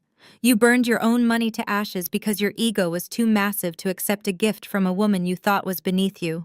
Do not speak to me like that, Howard shouted, pointing a shaking finger at my face. I will speak to you exactly how I want to. I snapped, refusing to back down. You made your choice. You burned your salvation. You burned Cameron's bailout. You burned your precious family legacy. And now you expect me to clean up your mess. You expect me to hand over the only piece of the fortune that survived simply because I was the only person at that table who showed a shred of basic human respect. The answer is absolutely not. You will never see a dime of that money. It is mine, and it is locked away. Diane let out a sharp, hysterical gasp. She stepped back from the counter, clutching her expensive handbag to her chest. Her face twisted into a mask of pure, unadulterated venom. The maternal manipulation vanished entirely, replaced by absolute rage. You selfish little traitor, Diane screamed, her voice echoing shrilly through the apartment. You ungrateful, vicious little girl. We gave you everything. We clothed you and fed you and raised you. And the moment you get a taste of real money, you turn your back on your own blood. You are deliberately trying to ruin your brother out of pure jealousy. You always hated him because he was better than you. Because he was successful and you were just a pathetic little artist. He is not successful, Mom. I fired back the truth, hitting the room like a physical blow. He is bankrupt. He is a fraud. He has been stringing along investors for years and now his house of cards is collapsing. And you are so desperate to maintain your country club image that you are willing to rob your own daughter to keep his lies afloat. How dare you? Howard bellowed, lunging slightly forward. Ian immediately stepped in front of the island, physically blocking my father's path. That is enough, Ian stated, his voice low, deep, and entirely uncompromising. You need to leave, right now. Howard stopped, glaring at Ian with absolute contempt. You stay out of this. This is family business. Not anymore, Ian replied. Fiona gave you her answer. The money is hers. Now get out of our home before I call building security and have you physically removed for trespassing. Howard stared at Ian, his chest heaving. He looked back at me, the pure hatred in his eyes sending a brief chill down my spine. This was not a father looking at his child. This was a cornered predator looking at an obstacle. You are making the biggest mistake of your life, Fiona Howard hissed, his voice dropping to a dangerous, menacing whisper. You think you can steal my family's legacy and just walk away? You have absolutely no idea what I am capable of. I will make sure you lose every single penny. I will break you. He grabbed the leather folder off the counter, turning sharply on his heel. Come, Diane, we are done here. Diane glared at me, her eyes brimming with toxic, furious tears. You are dead to me, she spat, her voice shaking. Do not ever call me again. They stormed out of the apartment, slamming the front door so hard the framed pictures on the hallway wall rattled. I stood in the kitchen, my heart hammering against my ribs, my hands shaking slightly from the adrenaline crash. I had done it. For the first time in 33 years, I had looked my parents in the eye and absolutely refused to submit to their abuse. Ian wrapped his arms around me, pulling me into a tight, protective embrace. He buried his face in my hair, holding me steady as the reality of what just happened settled over me. You were incredible, he murmured, kissing the top of my head. You set the boundary. You held the line. I hugged him back, resting my forehead against his chest. It felt like I had just survived a massive earthquake. The initial shockwave had passed, but the structural damage was permanent. I had drawn the line in the sand, and I knew with absolute terrifying certainty that my father was not making an empty threat. He was going to come after me. The war had just officially begun. The very next morning, the retaliation started before the sun even fully cleared the Chicago skyline. I was standing in the kitchen pouring my first cup of coffee when Ian's cell phone buzzed on the kitchen island. He glanced at the screen and his brow furrowed. It was an unknown number, but the area code was from the affluent suburb where my parents lived. Ian answered, putting it on speakerphone so I could hear. Ian, dear, it is Diane. My mother's voice drifted out of the speaker. It was sickeningly sweet, laced with an artificial tremor of maternal distress. I know things got a little heated last night, but I am calling because I am genuinely terrified for Fiona. Ian leaned against the counter, crossing his arms. What exactly are you terrified of, Diane? He asked, his tone perfectly polite, but offering absolutely no warmth. My mother let out a practiced, fragile sigh. Fiona is not well, Ian. She has always had these episodes of instability and greed, but this time she has gone too far. She manipulated my poor senile mother-in-law in her final days. Beatrice had no idea what she was signing, and Fiona took advantage of a dementia-riddled woman to steal Cameron's business capital. She robbed her own family, Ian. I am telling you this because I care about you. You are marrying a woman who is currently committing elder financial abuse. She is going to drag you down with her when the authorities get involved. I stood frozen, the coffee pot trembling in my hand. She was attempting to poison the one person who stood between me and their wrath. She was framing me as a criminal to my own fiancé. Ian did not miss a beat. Diane, he said, his voice dropping to a dangerous, unyielding register. I was standing right next to Fiona when you and Howard broke into our home. I heard you demand her money to bail out your bankrupt son. Do not ever call my phone again to peddle your pathetic lies. If you or your husband attempt to contact me, I will file a harassment charge. He ended the call and instantly blocked the number. He looked up at me, offering a reassuring smile, but I could feel the cold dread pooling in my stomach. If my mother was willing to call Ian, she was not going to stop there. My fears were validated exactly 3 hours later. I was sitting at my desk at the tech firm reviewing interface wireframes when my office phone rang. It was the executive assistant to the vice president of human resources requesting my immediate presence on the top floor. I walked into the massive corner office to find the VP standing behind her desk, looking profoundly uncomfortable. Fiona, please sit, she instructed, gesturing to a chair. I received a highly concerning phone call this morning from a woman claiming to be your mother.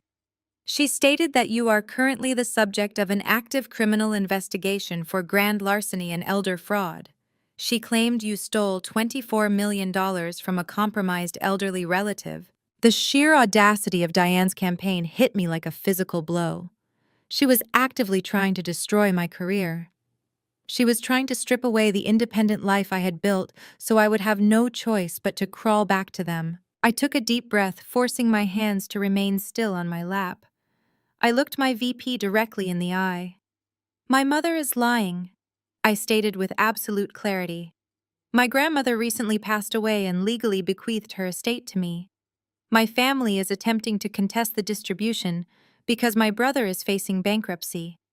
They demanded I give them the money last night and I refused. There is no criminal investigation. I have broken no laws.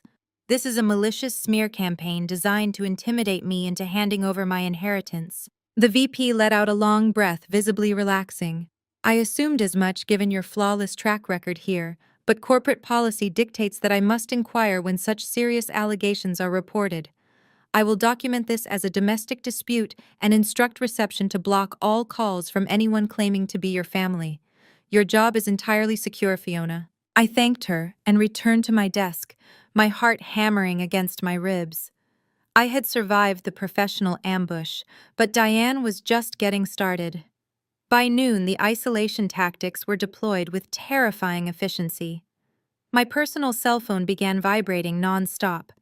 It started with text messages and escalated to a relentless barrage of voicemails and social media notifications. My parents had mobilized the entire extended family and their affluent country club social circle. They had spun a narrative portraying Cameron as the hardworking victim and me as the greedy, manipulative villain who had swooped in to rob a dying woman. I opened my phone to find a message from my Aunt Martha. "How could you do this to your own brother? He has a business to run, and you steal his legacy to fund your selfish lifestyle. You are a monster." Then came a voicemail from a family friend I had known since childhood. "Fiona, we are all so disappointed in you. Your mother is completely devastated. Return the money you stole before you end up in prison. You are a gold digger tearing your own family apart." The messages poured in wave after wave of toxic judgment from people who had not spoken to me in years. Cousins, uncles, family acquaintances, they all bought Diane's story without a single question. I was bombarded with words like thief, sociopath, and traitor. They accused me of leaving my brother destitute. They claimed I was dancing on my grandmother's grave. The psychological toll was immediate and crushing. I sat in a bathroom stall at work, clutching my phone, reading message after hateful message. It is one thing to know your parents are toxic, but it is an entirely different level of trauma to watch them successfully convince dozens of people that you are a monster.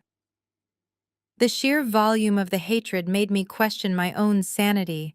I felt the walls closing in.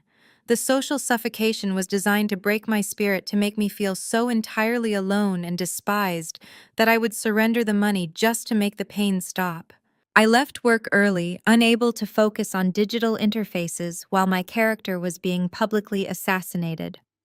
When I walked through the door of my apartment, Ian took one look at my pale face and immediately sprang into action. He did not offer empty platitudes or tell me to just ignore them. He recognized that we were under siege, and he treated it like a tactical defense operation. "Give me your phone," Ian commanded gently, prying the device from my shaking hands. "You are not reading any more of these." He sat me down on the sofa, wrapping a heavy blanket around my shoulders, and went straight to work. He spent the next 4 hours sitting at the kitchen island, systematically documenting every single piece of harassment. He took screenshots of every hateful text message. He saved every threatening voicemail. He recorded the names and timestamps of the social media comments attacking my character. He was building an ironclad file of evidence. After he secured the data, he ruthlessly blocked every offending number. He locked down my social media profiles, setting everything to the highest privacy restrictions. He created a digital fortress around me, cutting off their avenues of attack. I sat on the couch, feeling incredibly small. The mental strain was testing the very limits of my resilience. The little voice of doubt, the one my parents had cultivated inside my head for 33 years, began to whisper. Maybe I should just give them the money. Maybe peace is worth $4.5 million. Maybe I really am destroying the family. Ian walked over and sat beside me, pulling me against his side. I voiced my doubts to him, my voice cracking under the immense pressure. I asked him if fighting this war was actually worth the emotional devastation. Ian lifted my chin, forcing me to look into his steady, reassuring eyes. Fiona listened to me carefully. He said, his voice carrying absolute conviction. They are doing this because they are terrified. They are using social pressure because they have absolutely zero legal leverage. If they had a real case, they would be sending lawyers, not angry text messages from your Aunt Martha. They want you to break because they know they cannot win any other way. He pulled the thick folder of printed screenshots he had compiled and dropped it onto the coffee table. Every single message in this file is proof of their desperation, Ian continued. Your mother is burning her own dignity to the ground just to intimidate you. Do not let her win. You earned your peace. You earned your freedom. And your grandmother made sure you had the armor to protect it. His unwavering support was the anchor I desperately needed. Ian was not intimidated by their wealth or their country club connections. He saw right through the gaslighting and the smear campaign. With his arms around me, the crushing weight of the isolation began to lift. I was not alone. I had a partner who was perfectly willing to stand in the fire with me. I looked at the folder of evidence resting on the table. My mother thought she could use social pressure to force my surrender. She thought she could isolate me and destroy my reputation until I crumbled. But she had fundamentally miscalculated my strength. I was no longer the silent, obedient scapegoat who took their abuse quietly. I was a woman holding the keys to an empire, and I was done playing defense. The smear campaign had tested my mental resilience, but it had also hardened my resolve into absolute steel. I was ready to strike back. The fallout from the confrontation at my apartment was terrifyingly swift. My father had threatened to break me, and he possessed the capital and the sheer vindictive will to execute that threat with military precision. I expected nasty phone calls from extended family, or perhaps a dramatic disownment letter. I did not expect a process server to ambush me outside my office building at 8 o'clock in the morning. I was holding a coffee walking toward the revolving glass doors of my building when a man in a beige trench coat stepped directly into my path. He confirmed my name, thrust a thick manila envelope into my hands, and walked away without another word. I stood on the sidewalk, the cold Chicago wind whipping around me, and opened the envelope. It was an emergency injunction filed in the Cook County Circuit Court. The plaintiff was Cameron. The defendant was me. The charge listed at the top of the document made my blood run instantly cold. Elder financial abuse and fraudulent inducement. Cameron was not just suing me for the money. He was actively attempting to destroy my life. He was filing a civil suit that carried massive criminal implications. The paperwork alleged that I had spent months manipulating a vulnerable 82-year-old woman, systematically isolating her from her loving family, to orchestrate the theft of her entire liquid estate. The narrative they spun was a grotesque work of fiction, painting me as a calculating predator who swooped in during Beatrice's final days to rob my own brother of his rightful legacy. I rushed up to my office, locked the door, and frantically read through the attached exhibits. The centerpiece of their lawsuit was a sworn medical affidavit. It was signed by a Dr. Eris Thorne, a prominent local neurologist. I recognized the name immediately. Dr. Thorne was a regular fixture at my parents' country club dinners and a frequent golf partner of my father's. The affidavit was devastating. Dr. Thorne claimed that he had informally evaluated Beatrice at a holiday gathering on December 20th, just 5 days before Christmas. He stated under oath that she was exhibiting severe signs of advanced dementia, profound confusion, and an inability to comprehend basic financial concepts. He concluded that she was entirely incapable of making independent legal or financial decisions on the day she distributed the checks. It was a blatant, fabricated lie. Beatrice had not attended a single holiday gathering with my parents in over 3 years, precisely because she despised their social circle. The document was completely backdated, a piece of manufactured evidence bought and paid for by my father to provide the legal leverage Cameron desperately needed. But to a judge looking at a sworn statement from a respected medical professional, it was enough to trigger immediate action. I pulled out my phone to call Ian when a notification popped up on the screen. It was an alert from my banking app. I tapped the icon to open my accounts, but the login screen froze. A bold red message appeared stating that access to my accounts had been temporarily suspended due to a court-ordered freeze. Panic. A cold, sharp spike of absolute terror shot through my chest. I tried to log into my business account, the one I used to pay for my software subscriptions and freelance contractors. Blocked. I tried my personal savings account, the one containing the money I had earned through years of grueling 60-hour work weeks. Blocked. I even tried my basic checking account, the one I used to buy groceries. Blocked. Cameron and my father had not just frozen the $6 million. They had weaponized the emergency injunction to freeze every single financial asset attached to my name. They had effectively locked me out of my own life. I had no access to the inheritance, but more terrifyingly, I had no access to the money I actually needed to survive. They were starving me out.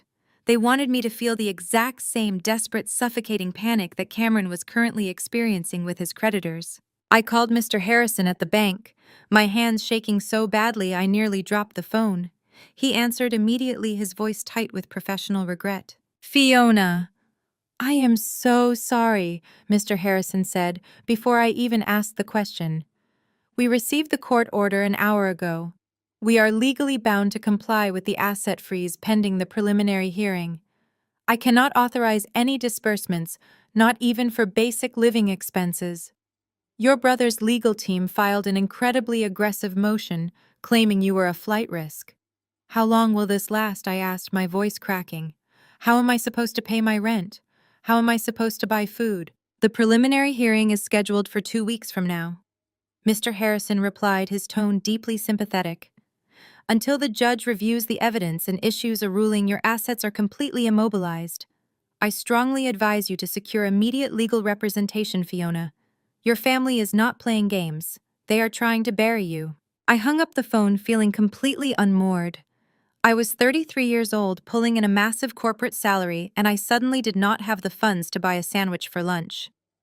My father had promised to break me, and he had executed his first strike flawlessly. He knew that I prided myself on my fierce independence. By freezing my hard-earned money, he was attempting to humiliate me, forcing me into a position of total reliance. I called Ian, explaining the situation through tears of sheer frustration. He was furious, but he did not panic. He told me to come home immediately. When I walked through the door, he already had his laptop open and a notebook out. "They want you to feel helpless," Ian said, pulling me into a hug. "But you are not. My accounts are not frozen. My salary is perfectly fine. We will use my money for rent, food, and bills. You are not going to starve, and you are certainly not going to surrender. We are going to fight this." His unwavering support stabilized me, but the reality of the legal battle loomed over us like a dark storm cloud. I was facing a protracted, expensive lawsuit against a family that possessed nearly limitless resources. Howard could afford to keep me tied up in litigation for years, bleeding me dry with attorney fees, until I was forced to settle just to survive. They had a corrupt doctor willing to commit perjury. I had nothing but a folded piece of paper and my own word. I needed a lawyer, but the cruel irony was that I could not access my own funds to pay a retainer. I felt trapped in a brilliantly designed legal cage. I sat on the couch, staring blankly at the wall, my mind racing through every possible scenario, trying to find a weak point in their attack. Then I remembered the name on the manila folder at the will reading. Bradley. He was Beatrice's estate attorney. He was the one who had presented the 3 independent psychiatric evaluations to my father. He was the one who knew exactly what my grandmother had planned. And most importantly, he was the one who had defended her mental competence with absolute conviction. I found his contact information from the business card he had handed out at the will reading.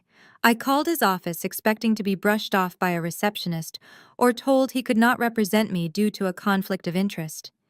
Instead, the receptionist put me on hold for less than 30 seconds before Bradley himself picked up the line. "Fiona," Bradley said, his voice crisp and professional. "I was wondering how long it would take for Howard to execute the asset freeze. He filed the injunction this morning, I presume." "You knew this was going to happen?" I asked, gripping the phone tightly. "Your father is a remarkably predictable man." Bradley replied dryly. He operates entirely on brute force and intimidation. He believes that if he applies enough financial pressure, you will simply hand over the $6 million to avoid the legal headache. I have reviewed the injunction. Dr. Thorne's affidavit is a spectacular piece of fiction. Can you help me? I asked, the desperation clear in my voice. They froze my personal accounts. I cannot even afford to hire you right now. Bradley let out a small, sharp laugh. Fiona, you do not need to hire me. I am already working for you. I frowned, completely confused. What do you mean? Your grandmother was a master tactician. Bradley explained, his tone shifting into something almost resembling warmth. She knew exactly what Howard and Cameron would do. She knew they would attempt to destroy you if you survived the Christmas dinner test. She did not just leave you a check, Fiona. She left you an arsenal. He paused, letting the words sink in. I need you to come to my office tomorrow morning at 9 o'clock sharp, Bradley continued. Use a side entrance to avoid any private investigators your father may have hired. We have a considerable amount of work to do. It is time to show you exactly what Beatrice was preparing while your family was busy underestimating her. I hung up the phone, a new spark of defiant hope igniting in my chest. Howard and Cameron thought they had me cornered. They thought freezing my bank accounts would break my spirit. They had absolutely no idea that Beatrice had planned for this exact moment, and she had left me the keys to a kingdom they knew nothing about. The trap had been sprung, but I was not the one locked inside it. The next morning, I walked through the biting wind of the Chicago financial district, pulling my wool coat tightly around myself. Following Bradley's precise instructions, I bypassed the grand revolving glass doors of his firm building and navigated down a narrow delivery alley. I found the unmarked service elevator he had mentioned. A security guard expecting my arrival nodded silently and swiped a keycard, granting me direct access to the executive floor. I stepped out into a quiet, dimly lit corridor, completely unseen by the public or any private investigators my father might have lurking in the main lobby. Bradley was waiting for me in a private boardroom at the end of the hall. The space was completely isolated from the rest of the bustling law firm. He sat at a round marble table, 2 cups of steaming black coffee resting on the polished surface. He looked entirely relaxed, reading a leather-bound dossier with the calm demeanor of a man who held all the winning cards. Please sit down, Fiona, he said, gesturing to the chair opposite him. I trust your journey here was undetected. I think so, I replied, taking the seat and wrapping my cold hands around the warm coffee mug. But Bradley, they froze everything. My personal savings, my business accounts. Cameron filed an injunction accusing me of elder abuse. They even got Dr. Thorne to sign a sworn affidavit claiming my grandmother was incompetent. I have absolutely no access to the $6 million or my own salary. Bradley took a slow sip of his coffee. He did not look surprised. He did not look concerned. A slight knowing smile played at the corners of his mouth. Your father is a very aggressive man, but he lacks imagination, Bradley stated, setting his mug down. Howard plays chess like a brute, simply trying to smash the pieces off the board. Beatrice, on the other hand, played a game they could not even comprehend. She anticipated this exact maneuver, Fiona. She knew the moment they realized they had burned their inheritance, they would attempt to weaponize the legal system against you. She predicted the injunction, the false medical claims, and the asset freeze. She knew her son and grandson were predictable, greedy monsters. I stared at him, trying to process his absolute calm. If she knew they would do this, why did she hand out the checks at all? Why not just wire the money or leave it in a standard will? Because the checks were never just a financial distribution, Bradley explained, leaning forward, his eyes sharp and serious. They were a character assessment. Beatrice was approaching the end of her life, and she needed to know who was worthy of holding the keys to her empire. She knew the golden boy dynamic in your family. She watched Howard and Diane diminish your accomplishments for decades while pouring endless capital into Cameron's spectacular failures. The Christmas dinner was a psychological test. She gave everyone an equal share of pure, unadulterated salvation. She wanted to see who possessed the humility to accept it and who possessed the arrogance to destroy it. She knew they would burn it, I asked, the realization sending a chill down my spine. She strongly suspected they would. Bradley corrected, but she needed them to execute the destruction themselves. By tearing up those checks, Howard and Cameron voluntarily surrendered their legal claim to her liquid estate. They cannot argue she cut them out of the will. She physically handed them their millions, and they chose to incinerate it.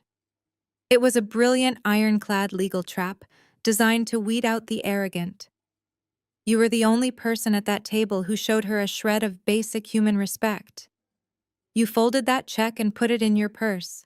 You passed the test, Fiona. But passing the test just got my life completely locked down. I argued the panic from yesterday threatening to return. I cannot fight a protracted legal battle against my father. He will bleed me dry with attorney fees until I am forced to surrender. Bradley reached across the table and placed his hand flat on the leather dossier. That is exactly what Howard thinks will happen. He believes the $6 million is the entirety of the prize. He believes he has frozen your only weapon. What he does not understand is that the liquid cash was merely the tip of the iceberg. Bradley opened the heavy dossier. Inside were stacks of complex corporate documents, stock certificates, and legally binding holding agreements. Your grandmother was not just a wealthy widow living quietly in Oak Park. Bradley continued, his voice dropping to a hushed, reverent tone. Beatrice was a silent apex predator in the commercial real estate market. She operated entirely through proxy firms and blind trusts.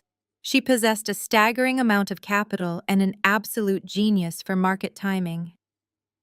Over the last 10 years, she closely monitored Cameron's highly publicized business ventures. She watched him make terrible, highly leveraged decisions. I looked down at the documents, recognizing the names of several major Chicago development projects Cameron had boasted about over the years. When traditional banks stopped lending to Cameron due to his catastrophic risk profile, he sought private equity bridge loans, Bradley explained. He needed massive injections of cash, with exorbitant interest rates, just to keep his construction sites from facing foreclosure. He thought he was borrowing from a faceless, aggressive investment syndicate based in New York. Bradley paused, letting the silence stretch for a moment to ensure I understood the magnitude of what he was about to say. He was borrowing from Beatrice, Bradley stated. My breath caught in my throat. I looked from the documents to Bradley, completely stunned. Beatrice was the shadow investor, I whispered, my mind racing. She holds his debt. She holds all of his debt, Bradley confirmed, a sharp, victorious gleam in his eye. Cameron's entire commercial real estate firm is heavily mortgaged to a holding company called Vanguard Apex Solutions. Vanguard Apex Solutions was 100% owned and operated by your grandmother. She is his primary creditor. Every single building he is currently developing, every piece of collateral he has pledged belongs to her if he defaults. And as we both know, Cameron is currently facing imminent default. He needs that $4.5 million he demanded from you to pay the interest on the loans he actually owes to the very woman he mocked. The sheer brilliant poetic justice of my grandmother's plan hit me with the force of a freight train. Cameron had spent years strutting around Chicago, acting like a titan of industry, completely oblivious to the fact that his elderly grandmother was holding the leash the entire time. He had literally thrown a $6 million check into the fire, a check that would have cleared his debts to her. Now he was bankrupt and legally trapped. But Beatrice is gone, I said, pointing to the paperwork. What happens to Vanguard Apex Solutions now? Bradley slid the heavy dossier directly across the marble table until it rested right in front of me. He pulled a sleek silver pen from his breast pocket and laid it on top of the documents. That brings us to the secondary documents Beatrice signed 3 days before she passed, Bradley said. She established a strict succession plan for the holding company contingent entirely upon the results of the Christmas test. If you had burned your check, Vanguard Apex Solutions would have been dissolved and the assets donated to charity. Because you kept the check and deposited it, the contingency was triggered. I stared at the thick stack of legal paperwork, my heart hammering wildly against my ribs. Fiona, Bradley said, his voice carrying absolute, unquestionable authority. You are not just the beneficiary of a $6 million check. As of this morning, the legal transfer is complete. You are now the sole controlling manager and majority shareholder of Vanguard Apex Solutions. You hold the absolute power to call in Cameron's debt. You hold the power to foreclose on his properties.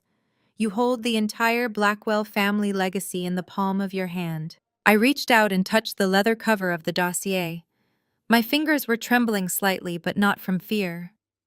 The sensation coursing through my veins was raw, unadulterated power. For 33 years, my parents and my brother had made me feel small, insignificant, and helpless. They had bullied me, diminished my career, and demanded my total submission. They thought freezing my personal bank accounts would break my spirit and force me to surrender. Instead, they had unwittingly forced me to inherit the very weapon that could destroy them completely. "We have already filed an emergency counter-injunction against Howard and Cameron," Bradley informed me, leaning back in his chair. "We are presenting evidence of the fraudulent medical affidavit to the judge this afternoon. Your personal accounts will be unfrozen within 48 hours.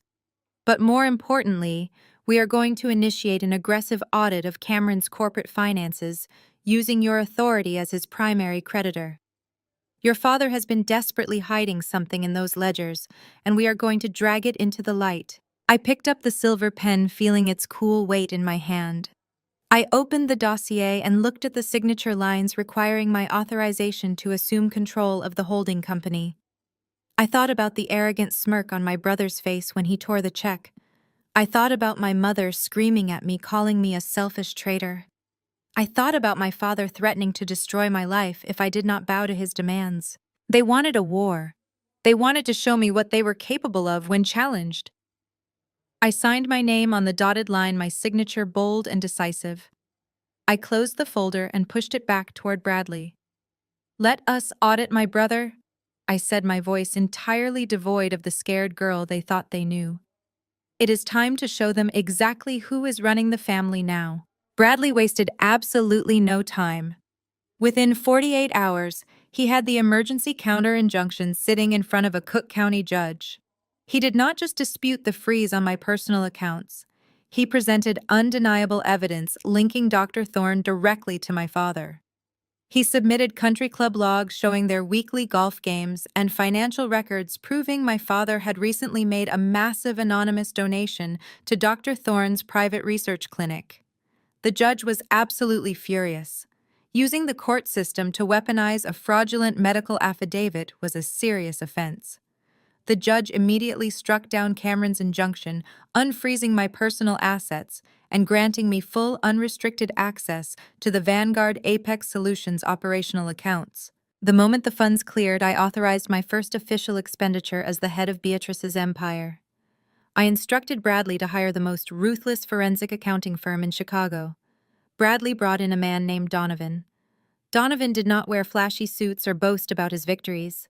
He was a quiet, terrifyingly meticulous man who viewed corporate ledgers the way a surgeon views an MRI. He lived for the thrill of dissecting financial lies.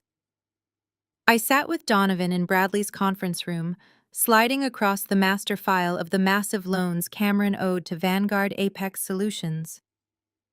As the primary creditor holding his debt, I had the absolute legal right to demand an immediate and comprehensive audit of his business operations. Cameron had signed strict covenant agreements when he took the loans, blindly agreeing to total transparency if a default was imminent. We served Cameron's real estate development firm with the audit demand the following morning. I could only imagine the sheer panic that must have exploded in his downtown office. His lawyers filed pathetic delay motions claiming the financial records were currently under internal review and could not be securely transferred. Bradley crushed every single motion before lunch. We threatened to immediately seize his commercial properties if he did not hand over the digital ledgers by the close of business. Facing total foreclosure, Cameron capitulated. He turned over the servers. Donovan and his team of analysts set up a war room in Bradley's office. For 3 days, they worked around the clock, ripping through Cameron's accounting software. Ian and I brought them coffee watching as they systematically dismantled the facade of the great Blackwell real estate empire. It was not just bad business. It was a masterpiece of financial deception. On the evening of the third day, Donovan called me into the war room. The walls were covered in massive whiteboards displaying a dizzying web of corporate entities, holding companies, and offshore accounts. Donovan pointed to the center of the whiteboard where Cameron's primary downtown development project was listed. He explained that my brother was not a real estate developer at all. He was running a sophisticated multi-million-dollar shell game. Whenever Cameron secured capital from a new group of investors for a supposedly groundbreaking luxury condo project, he never actually used the money for construction. Instead, he instantly diverted the funds through a maze of dummy corporations to pay off the angry investors from his previous failed projects. It was a textbook Ponzi scheme dressed up in expensive suits and architectural blueprints. He was using aggressive leverage to blind his victims, promising them astronomical returns while secretly draining their initial investments to cover his massive outstanding debts. The downtown project he had boasted about so proudly at our Christmas dinner was a complete black hole. Donovan pulled up the municipal permits and the contractor invoices. Cameron had not even broken ground. The building was rotting from the inside out, while he continued to collect millions in bridge loans to sustain his lavish lifestyle. He was paying for his sports cars, his high-end office space, and his country club dues, using stolen investor capital. But the fraud did not stop with Cameron. Donovan walked over to a different whiteboard, tapping a red marker against a series of massive cash injections that had miraculously saved Cameron's firm from bankruptcy 6 months prior. These equity injections did not come from outside investors. Donovan stated, his voice deadly serious. Vanguard Apex Solutions was squeezing him for interest payments, and he was out of new victims. So he turned to the only person arrogant and blind enough to bail him out. Your father. I stared at the staggering numbers written in red ink. I knew Howard had always propped Cameron up, but the sheer scale of the financial transfers was mind-boggling. Where did my father get that kind of liquid capital? I asked, my stomach nodding. He did not have it, Donovan replied flatly. Howard drained his entire corporate retirement portfolio. He cashed out every single safe investment he had built over 40 years. He liquidated his mutual funds and took massive penalties for early withdrawal. But even that was not enough to plug the bleeding hole in Cameron's sinking ship. So Howard got desperate. Donovan pulled a thick stack of property records from the table and handed them to me. I looked down at the documents, recognizing the address immediately. It was my parents' sprawling Chicago estate. The massive brick house with the manicured lawns where I had spent my childhood, enduring their relentless emotional abuse. The house that was supposed to be completely paid off years ago. Your father took out 3 secret, highly leveraged secondary mortgages on the family estate, Donovan explained, and he committed federal fraud to do it. The property is jointly owned by both of your parents. Howard forged Diane's signature on the loan documents to bypass her authorization. He stripped all the equity out of the family home and dumped every last penny into Cameron's fraudulent shell companies. The air in the room grew heavy. My father, the man who constantly lectured me about financial responsibility, the man who called my career a joke, had secretly mortgaged his own home to save a criminal.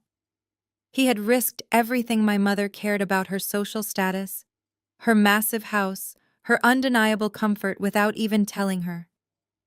The great family legacy he constantly bragged about was nothing but an illusion. They were not just cash poor, they were drowning in toxic, illegal debt. If the bank finds out about the forged signature, Howard will face federal prison time, Bradley added, stepping into the room. And Cameron is already facing decades behind bars the moment his investors realize their money is gone. Your family is entirely, completely bankrupt, Fiona. They do not have a single cent to their name that does not belong to a creditor. I stood in the center of the war room, staring at the whiteboards that mapped out my family's total destruction. The $24 million in checks Beatrice had handed out at Christmas finally made perfect sense. It was not just a test of character.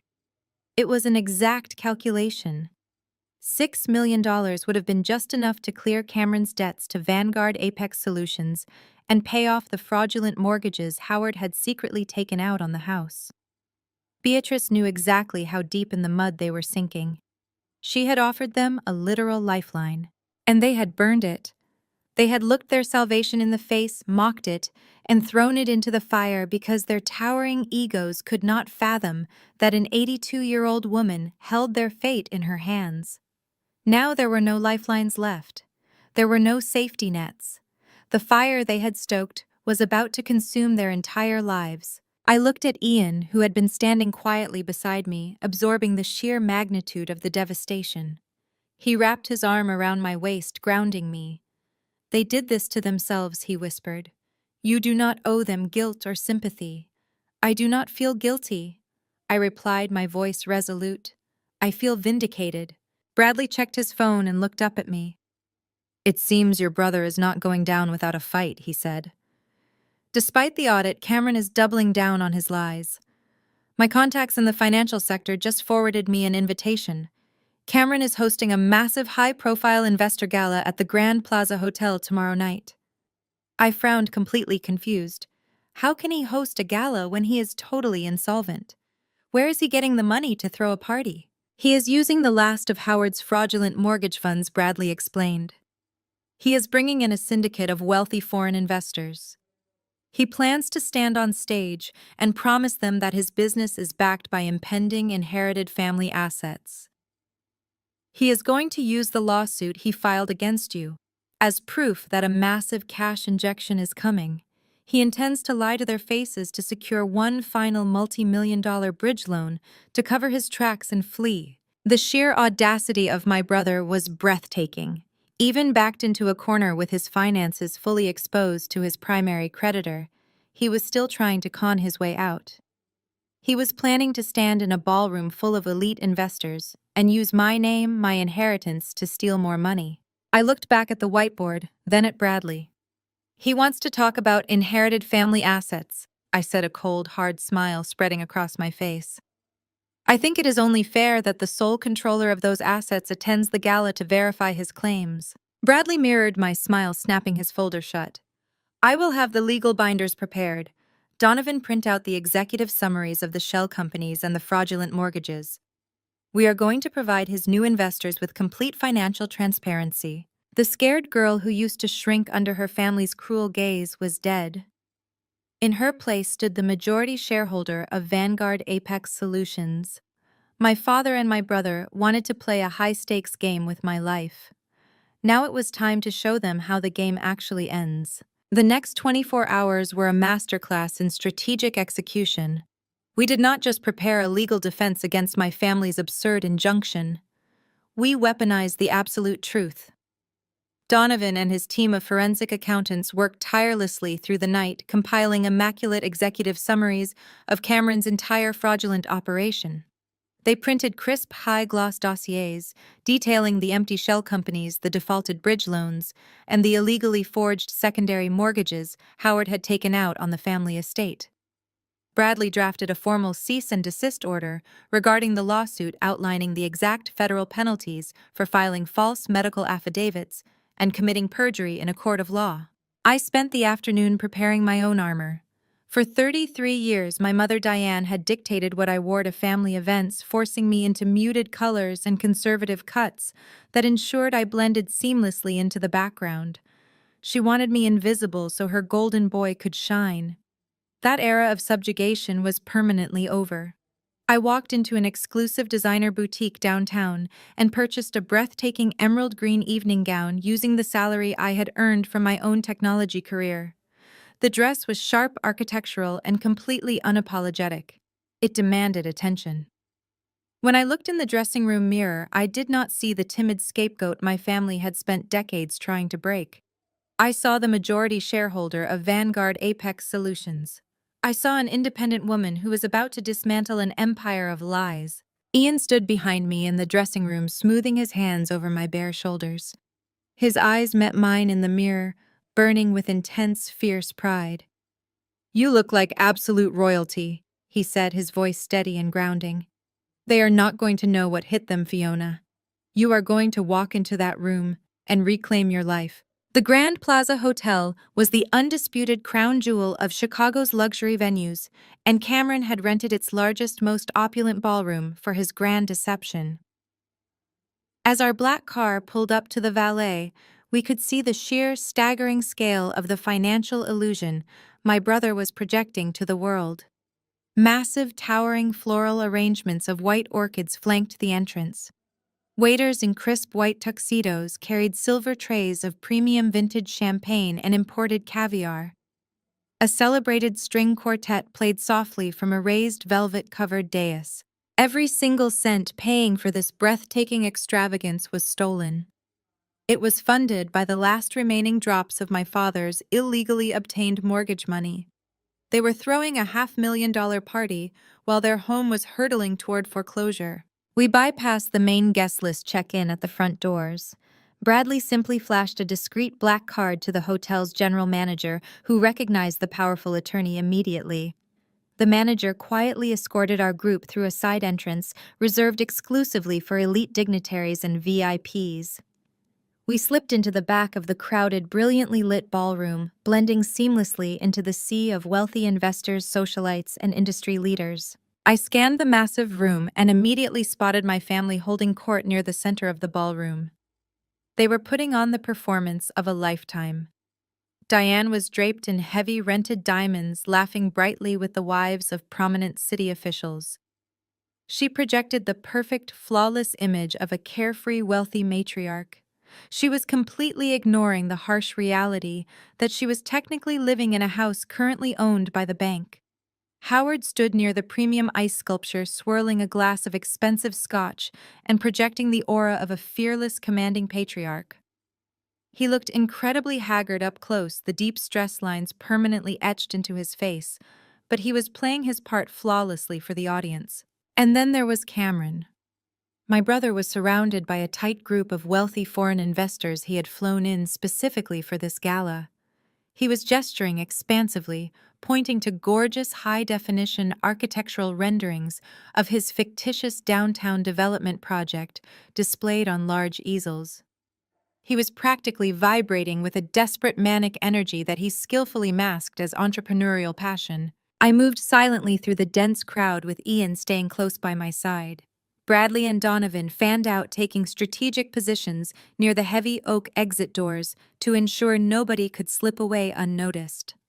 I drifted close enough to Cameron's elite circle to hear his pitch perfectly over the ambient noise of the ballroom. The downtown Chicago skyline is absolutely ripe for aggressive disruption, Cameron boasted, flashing his charismatic, practiced smile at a stern-looking man who appeared to be the lead investor of the foreign syndicate. We have all the municipal permits secured, and the architectural plans are finalized. We are simply closing this final round of bridge financing tonight to accelerate the demolition phase. The returns on this project will be astronomical. The lead investor frowned, slightly swirling his drink with a look of deep skepticism. Your proposal is incredibly ambitious, Cameron, but my financial analysts noted significant liquidity concerns in your recent quarterly reports. You have several projects stalled. We need absolute ironclad assurance of your capital reserves before my syndicate commits another $30 million to this venture. I watched Cameron's chest tighten under his bespoke suit. He was completely cornered. The investors were not fools, and they were asking the exact right questions. But Cameron's monumental arrogance provided him with a terrifyingly smooth lie. Those liquidity concerns are entirely temporary and wildly overblown. Cameron lied without missing a single beat, his voice dripping with false confidence. My grandmother, a highly successful and intensely private investor, recently passed away. She left her entire liquid estate directly to me. We are talking about a trust fund valued at $24 million in pure cash. The investors raised their eyebrows, clearly impressed by the massive figure. Cameron smiled, leaning in closer to seal the deal. The capital is currently locked in a minor probate dispute because my estranged sister filed a frivolous, ridiculous contest. Cameron continued smoothly, slandering my name to total strangers. She has a long history of mental instability and greed, but we have already secured an emergency injunction against her. The judge is dismissing her baseless claim next week, and the millions will be released directly into my primary holding company. Your $30 million investment tonight is backed by absolute guaranteed generational wealth. My blood ran completely cold. The sheer scale of his deception was breathtaking. Cameron was not just lying about his failing business. He was actively committing textbook federal wire fraud right in front of my eyes. He was deliberately inducing foreign nationals to hand over $30 million based on a completely fabricated inheritance and a fraudulent lawsuit he had maliciously filed against me. He was using my name, my reputation, and the money he had literally burned in a fireplace as collateral for a massive international financial crime. The target was fully locked. I felt a sudden surge of cold, crystalline clarity wash over my entire body. My family had pushed me to the absolute breaking point. They had abused me, isolated me, and attempted to starve me out by illegally freezing my bank accounts. They thought they could use my existence as a convenient disposable prop in their criminal theater. They thought I would stay home and cry while they stole millions of dollars in my name. They were brutally, fatally wrong. Cameron clapped his hands together, signaling for the string quartet to stop playing. The sudden silence drew the attention of everyone in the room. He walked confidently toward the front of the ballroom, stepping up onto the brightly lit stage. He tapped the microphone, testing the sound. The wealthy crowd slowly turned their attention toward him, their conversations dying down to a polite, expectant murmur. Howard and Diane moved to the front row, gazing up at their golden boy with expressions of profound, manufactured pride. They looked like royalty preparing to accept their crowns.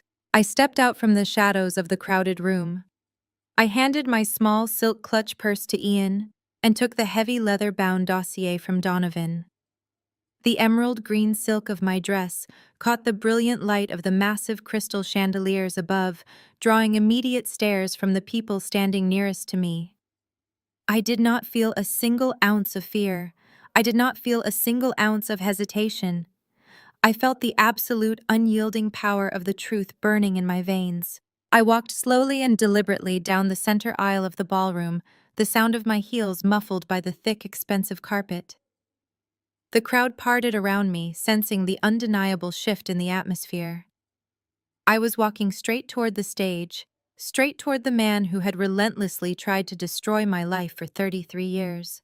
The game of shadows and lies was officially over. The execution was about to begin. I did not rush my approach. I walked at a measured, deliberate pace, allowing the tension in the room to build organically. The wealthy foreign investors turned to watch me, a collective ripple of curiosity passing through their tight-knit circle. Cameron, who had been gesturing grandly toward his easel, suddenly froze mid-sentence. His hand dropped to his side, his mouth hanging slightly open as his brain struggled to process my presence. Howard and Diane twisted around in their seats, their faces instantly draining of color.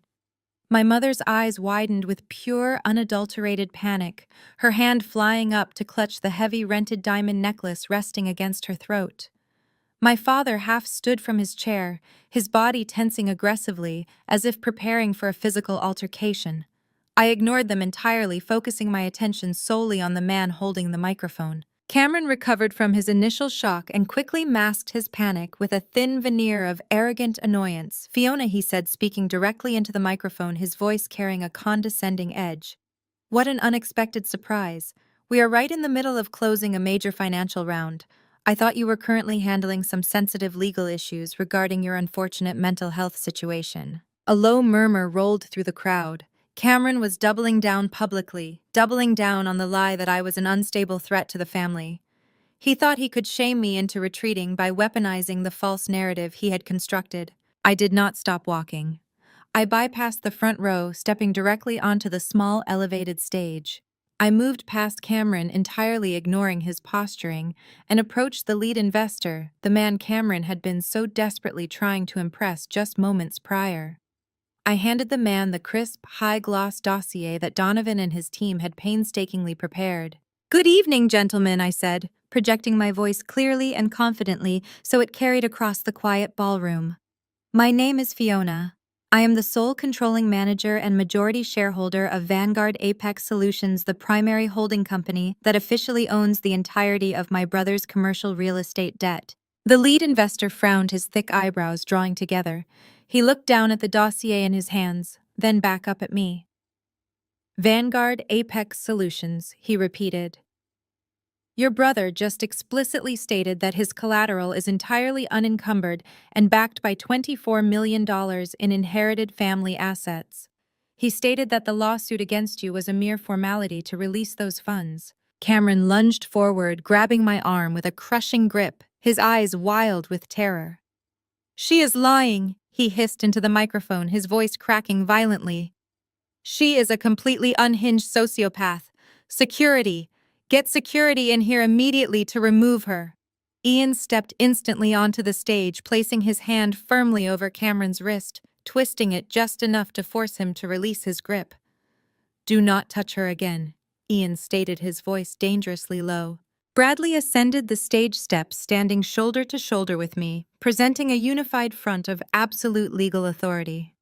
The prominent attorney adjusted his glasses, looking directly at the lead investor. "My client is telling you the absolute truth, sir," Bradley announced, projecting his voice to reach the back of the room. "Cameron is completely and totally insolvent. He has absolutely zero legal claim to any inherited family assets. He voluntarily destroyed his own inheritance on Christmas Day in front of multiple witnesses, including myself." The ballroom erupted into a frenzy of shocked whispers. Howard shoved his chair backward, the metal scraping loudly against the floor, and stormed toward the stage. "This is an outrage," Howard roared, his face purple with rage. "Do not listen to a word she says. We are filing criminal charges against her tomorrow morning for elder financial abuse. She manipulated my mother to steal the family fortune." I turned slowly to face my father, gripping the microphone stand. I pulled the microphone off the clip, holding it close to my mouth, ensuring every single person in the massive room could hear exactly what I was about to say. "I did not steal anything, Dad," I said, my voice perfectly steady, cutting through the rising chaos like a scalpel. "Grandma Beatrice left me the keys to the kingdom because I was the only person sitting at that Christmas table who showed her an ounce of basic respect.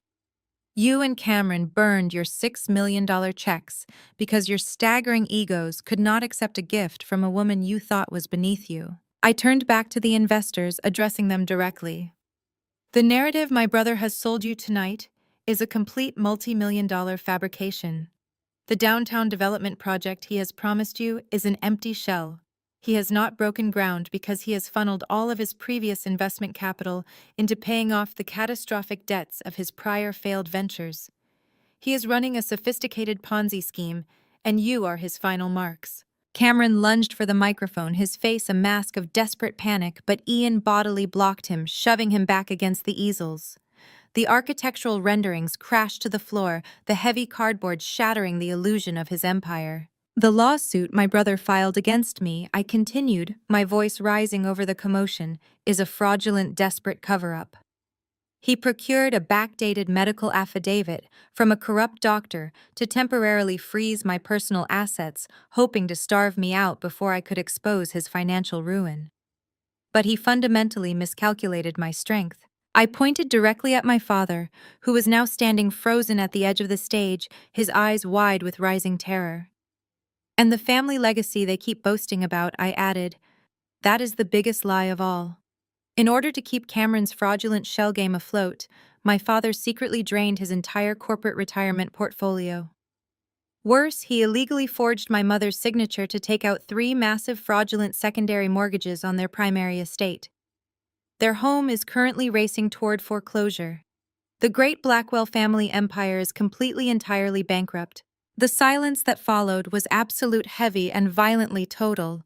The wealthy socialites, the prominent city officials, and the foreign investors stared at my family in profound, horrified disbelief. The pristine facade had been stripped away completely, revealing the rotting foundation beneath. The lead investor flipped open the dossier I had handed him. He scanned the first page, the executive summary of Cameron's debt to Vanguard Apex Solutions.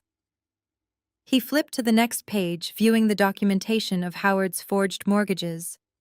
He closed the folder with a sharp, definitive snap.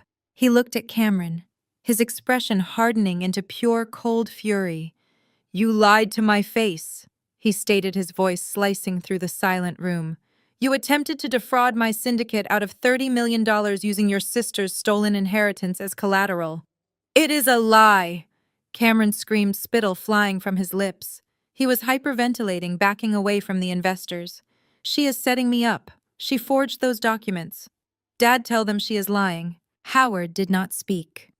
The patriarch, the man who had controlled every narrative and dictated every rule, simply stared at the floor. The crushing realization that his entire world was collapsing had finally paralyzed him. He had nothing left to say.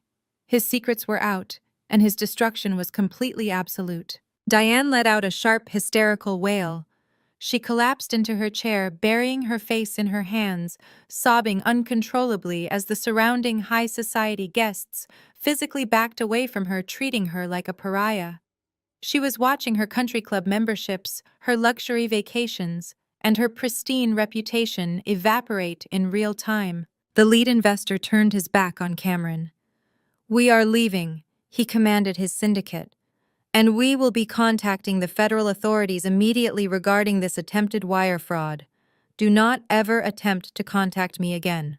The investors turned in unison and marched toward the exit doors, the sound of their footsteps echoing loudly in the massive, quiet ballroom.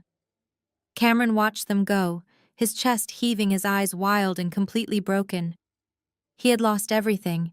His investors were gone. His creditors were circling.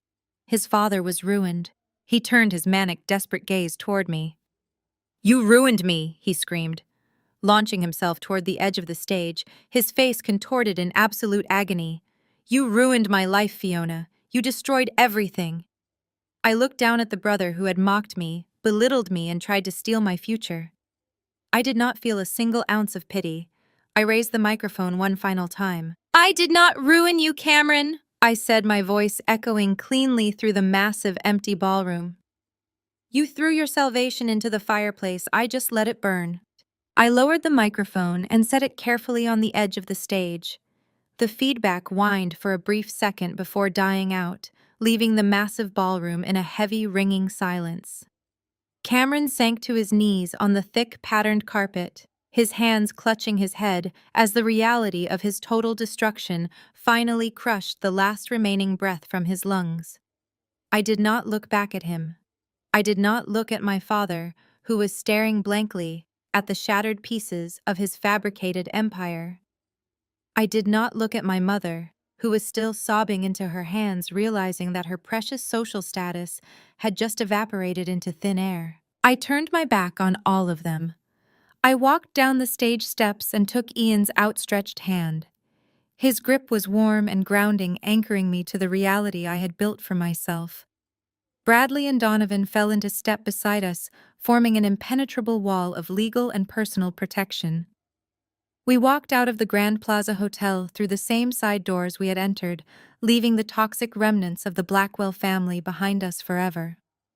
The cool night air hit my face as we stepped out onto the Chicago streets, and for the first time in 33 years, I took a breath that felt entirely, completely free. Fast forward exactly 1 year. The fallout from the investor gala was as swift as it was absolutely devastating for my family. The ridiculous injunction Cameron had filed against me was instantly dismissed with prejudice by the Cook County judge.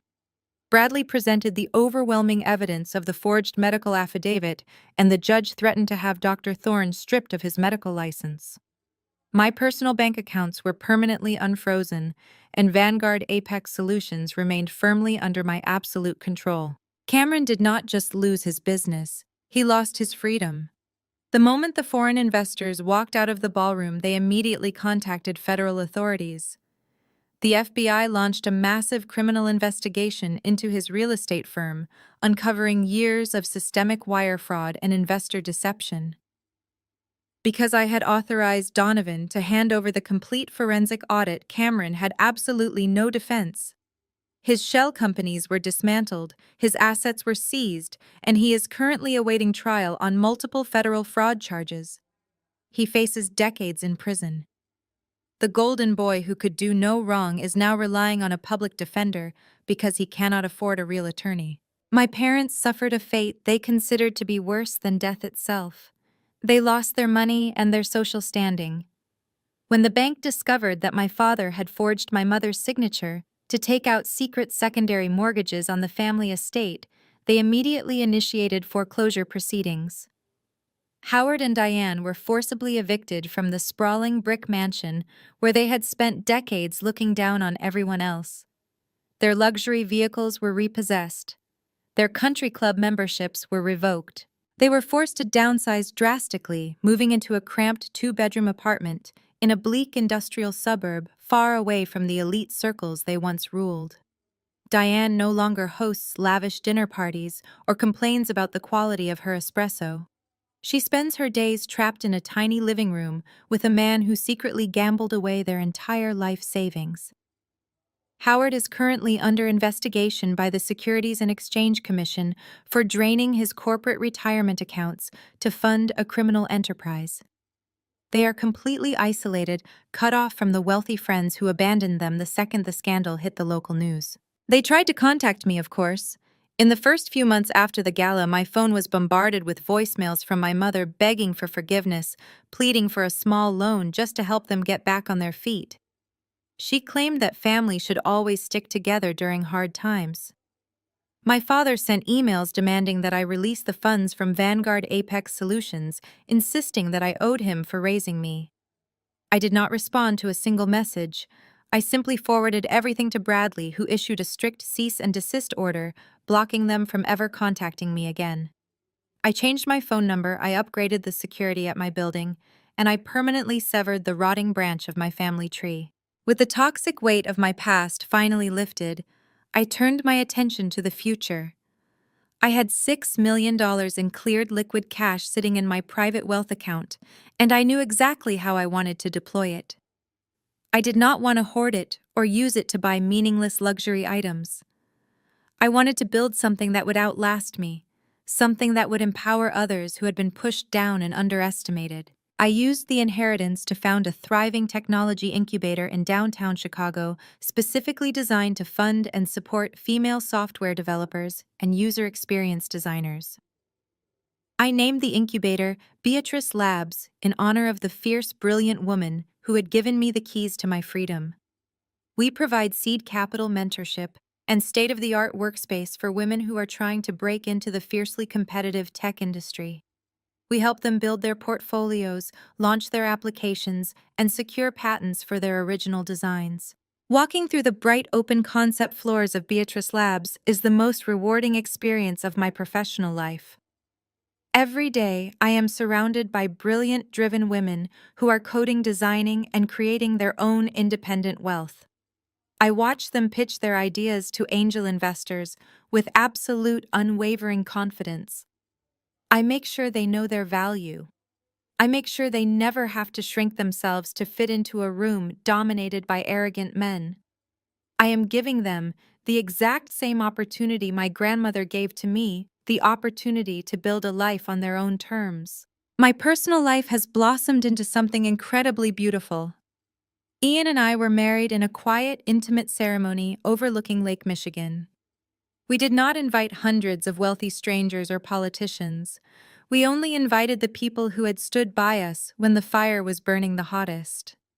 Bradley was there raising a glass of vintage champagne to my grandmother's memory. Donovan attended celebrating the successful dismantling of a fraudulent empire. Professor Howard, my old college mentor, gave a beautiful speech about resilience and the undeniable power of authentic talent.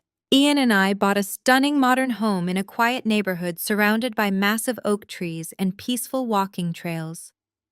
The house is filled with light, warmth, and absolute unconditional support. We do not play psychological games. We do not demand sacrifices to prove our loyalty. We simply love each other, building a partnership based on deep mutual respect and shared ambitions. Sometimes I sit on my back patio, drinking my morning coffee, and I think about that Christmas dinner.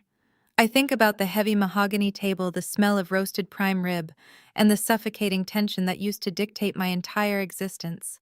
I think about the moment my father and my brother held their salvation in their hands and arrogantly threw it into the flames. They thought they were destroying a meaningless piece of paper. They had no idea they were incinerating their own future. My family believed that wealth and power gave them the right to treat people like disposable props. They believed they could crush my spirit, steal my joy, and demand my total submission. They drastically underestimated the quiet girl sitting at the end of the table. They never realized that surviving their abuse had not made me weak. It had forged me into something completely unbreakable. I am 34 years old now. I run a massive technology incubator. I hold the controlling interest in a powerful real estate holding company. I am happily married to a man who respects my strength. I am living a wealthy, beautiful life built entirely on absolute ironclad boundaries and undeniable self-worth. I do not carry an ounce of guilt for leaving my parents and my brother behind. I do not lose sleep wondering how they are managing in their cramped apartment or what Cameron is telling his public defender. I gave them nothing because they deserved nothing. I let their empire of lies collapse under its own toxic weight. My grandmother Beatrice knew exactly what she was doing. She used her final days to administer a brutal, brilliant test of character. She rewarded respect, and she severely punished arrogance. She handed me the tools to build a fortress, and I used them to create a kingdom. I am no longer the invisible scapegoat. I am the architect of my own destiny, and my foundation is built on absolute unyielding truth. Looking back at the ashes in my parents' fireplace, I learned the most profound lesson of my life. Your worth is never defined by those who are committed to misunderstanding you. For 33 years, I allowed my family to shrink me. I accepted their narrative that I was the invisible scapegoat, the disappointing daughter, while they propped up a fragile illusion of superiority. But true power does not come from arrogant boasting or maintaining a wealthy country club facade. It comes from quiet resilience, honest work, and unwavering integrity. My grandmother Beatrice understood this perfectly. She knew that greed ultimately blinds people to their own salvation. When my father and brother arrogantly tore up those checks, they did not just burn their money, they incinerated their masks, revealing the rotting core of their entitlement. They taught me that family is not an unconditional free pass for abuse. Sharing DNA does not entitle anyone to your peace, your mental health, or your hard-earned success. The greatest inheritance I received was not the $24 million or the controlling shares of a massive holding company. It was the absolute realization that I am the architect of my own destiny. You do not need to fight a toxic system on its own terms. Sometimes you just need to set an ironclad boundary, step back, and let their own spectacular hubris dismantle their empire of lies.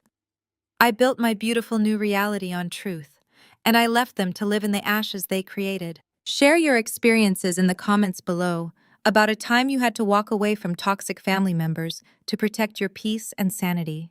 Let me know how you found the courage to build your own life from scratch. If my journey to financial and emotional independence resonated with you, please hit that like button and subscribe to the channel for more stories about setting boundaries, reclaiming your power, and living unapologetically. Remember, your worth is in your own hands.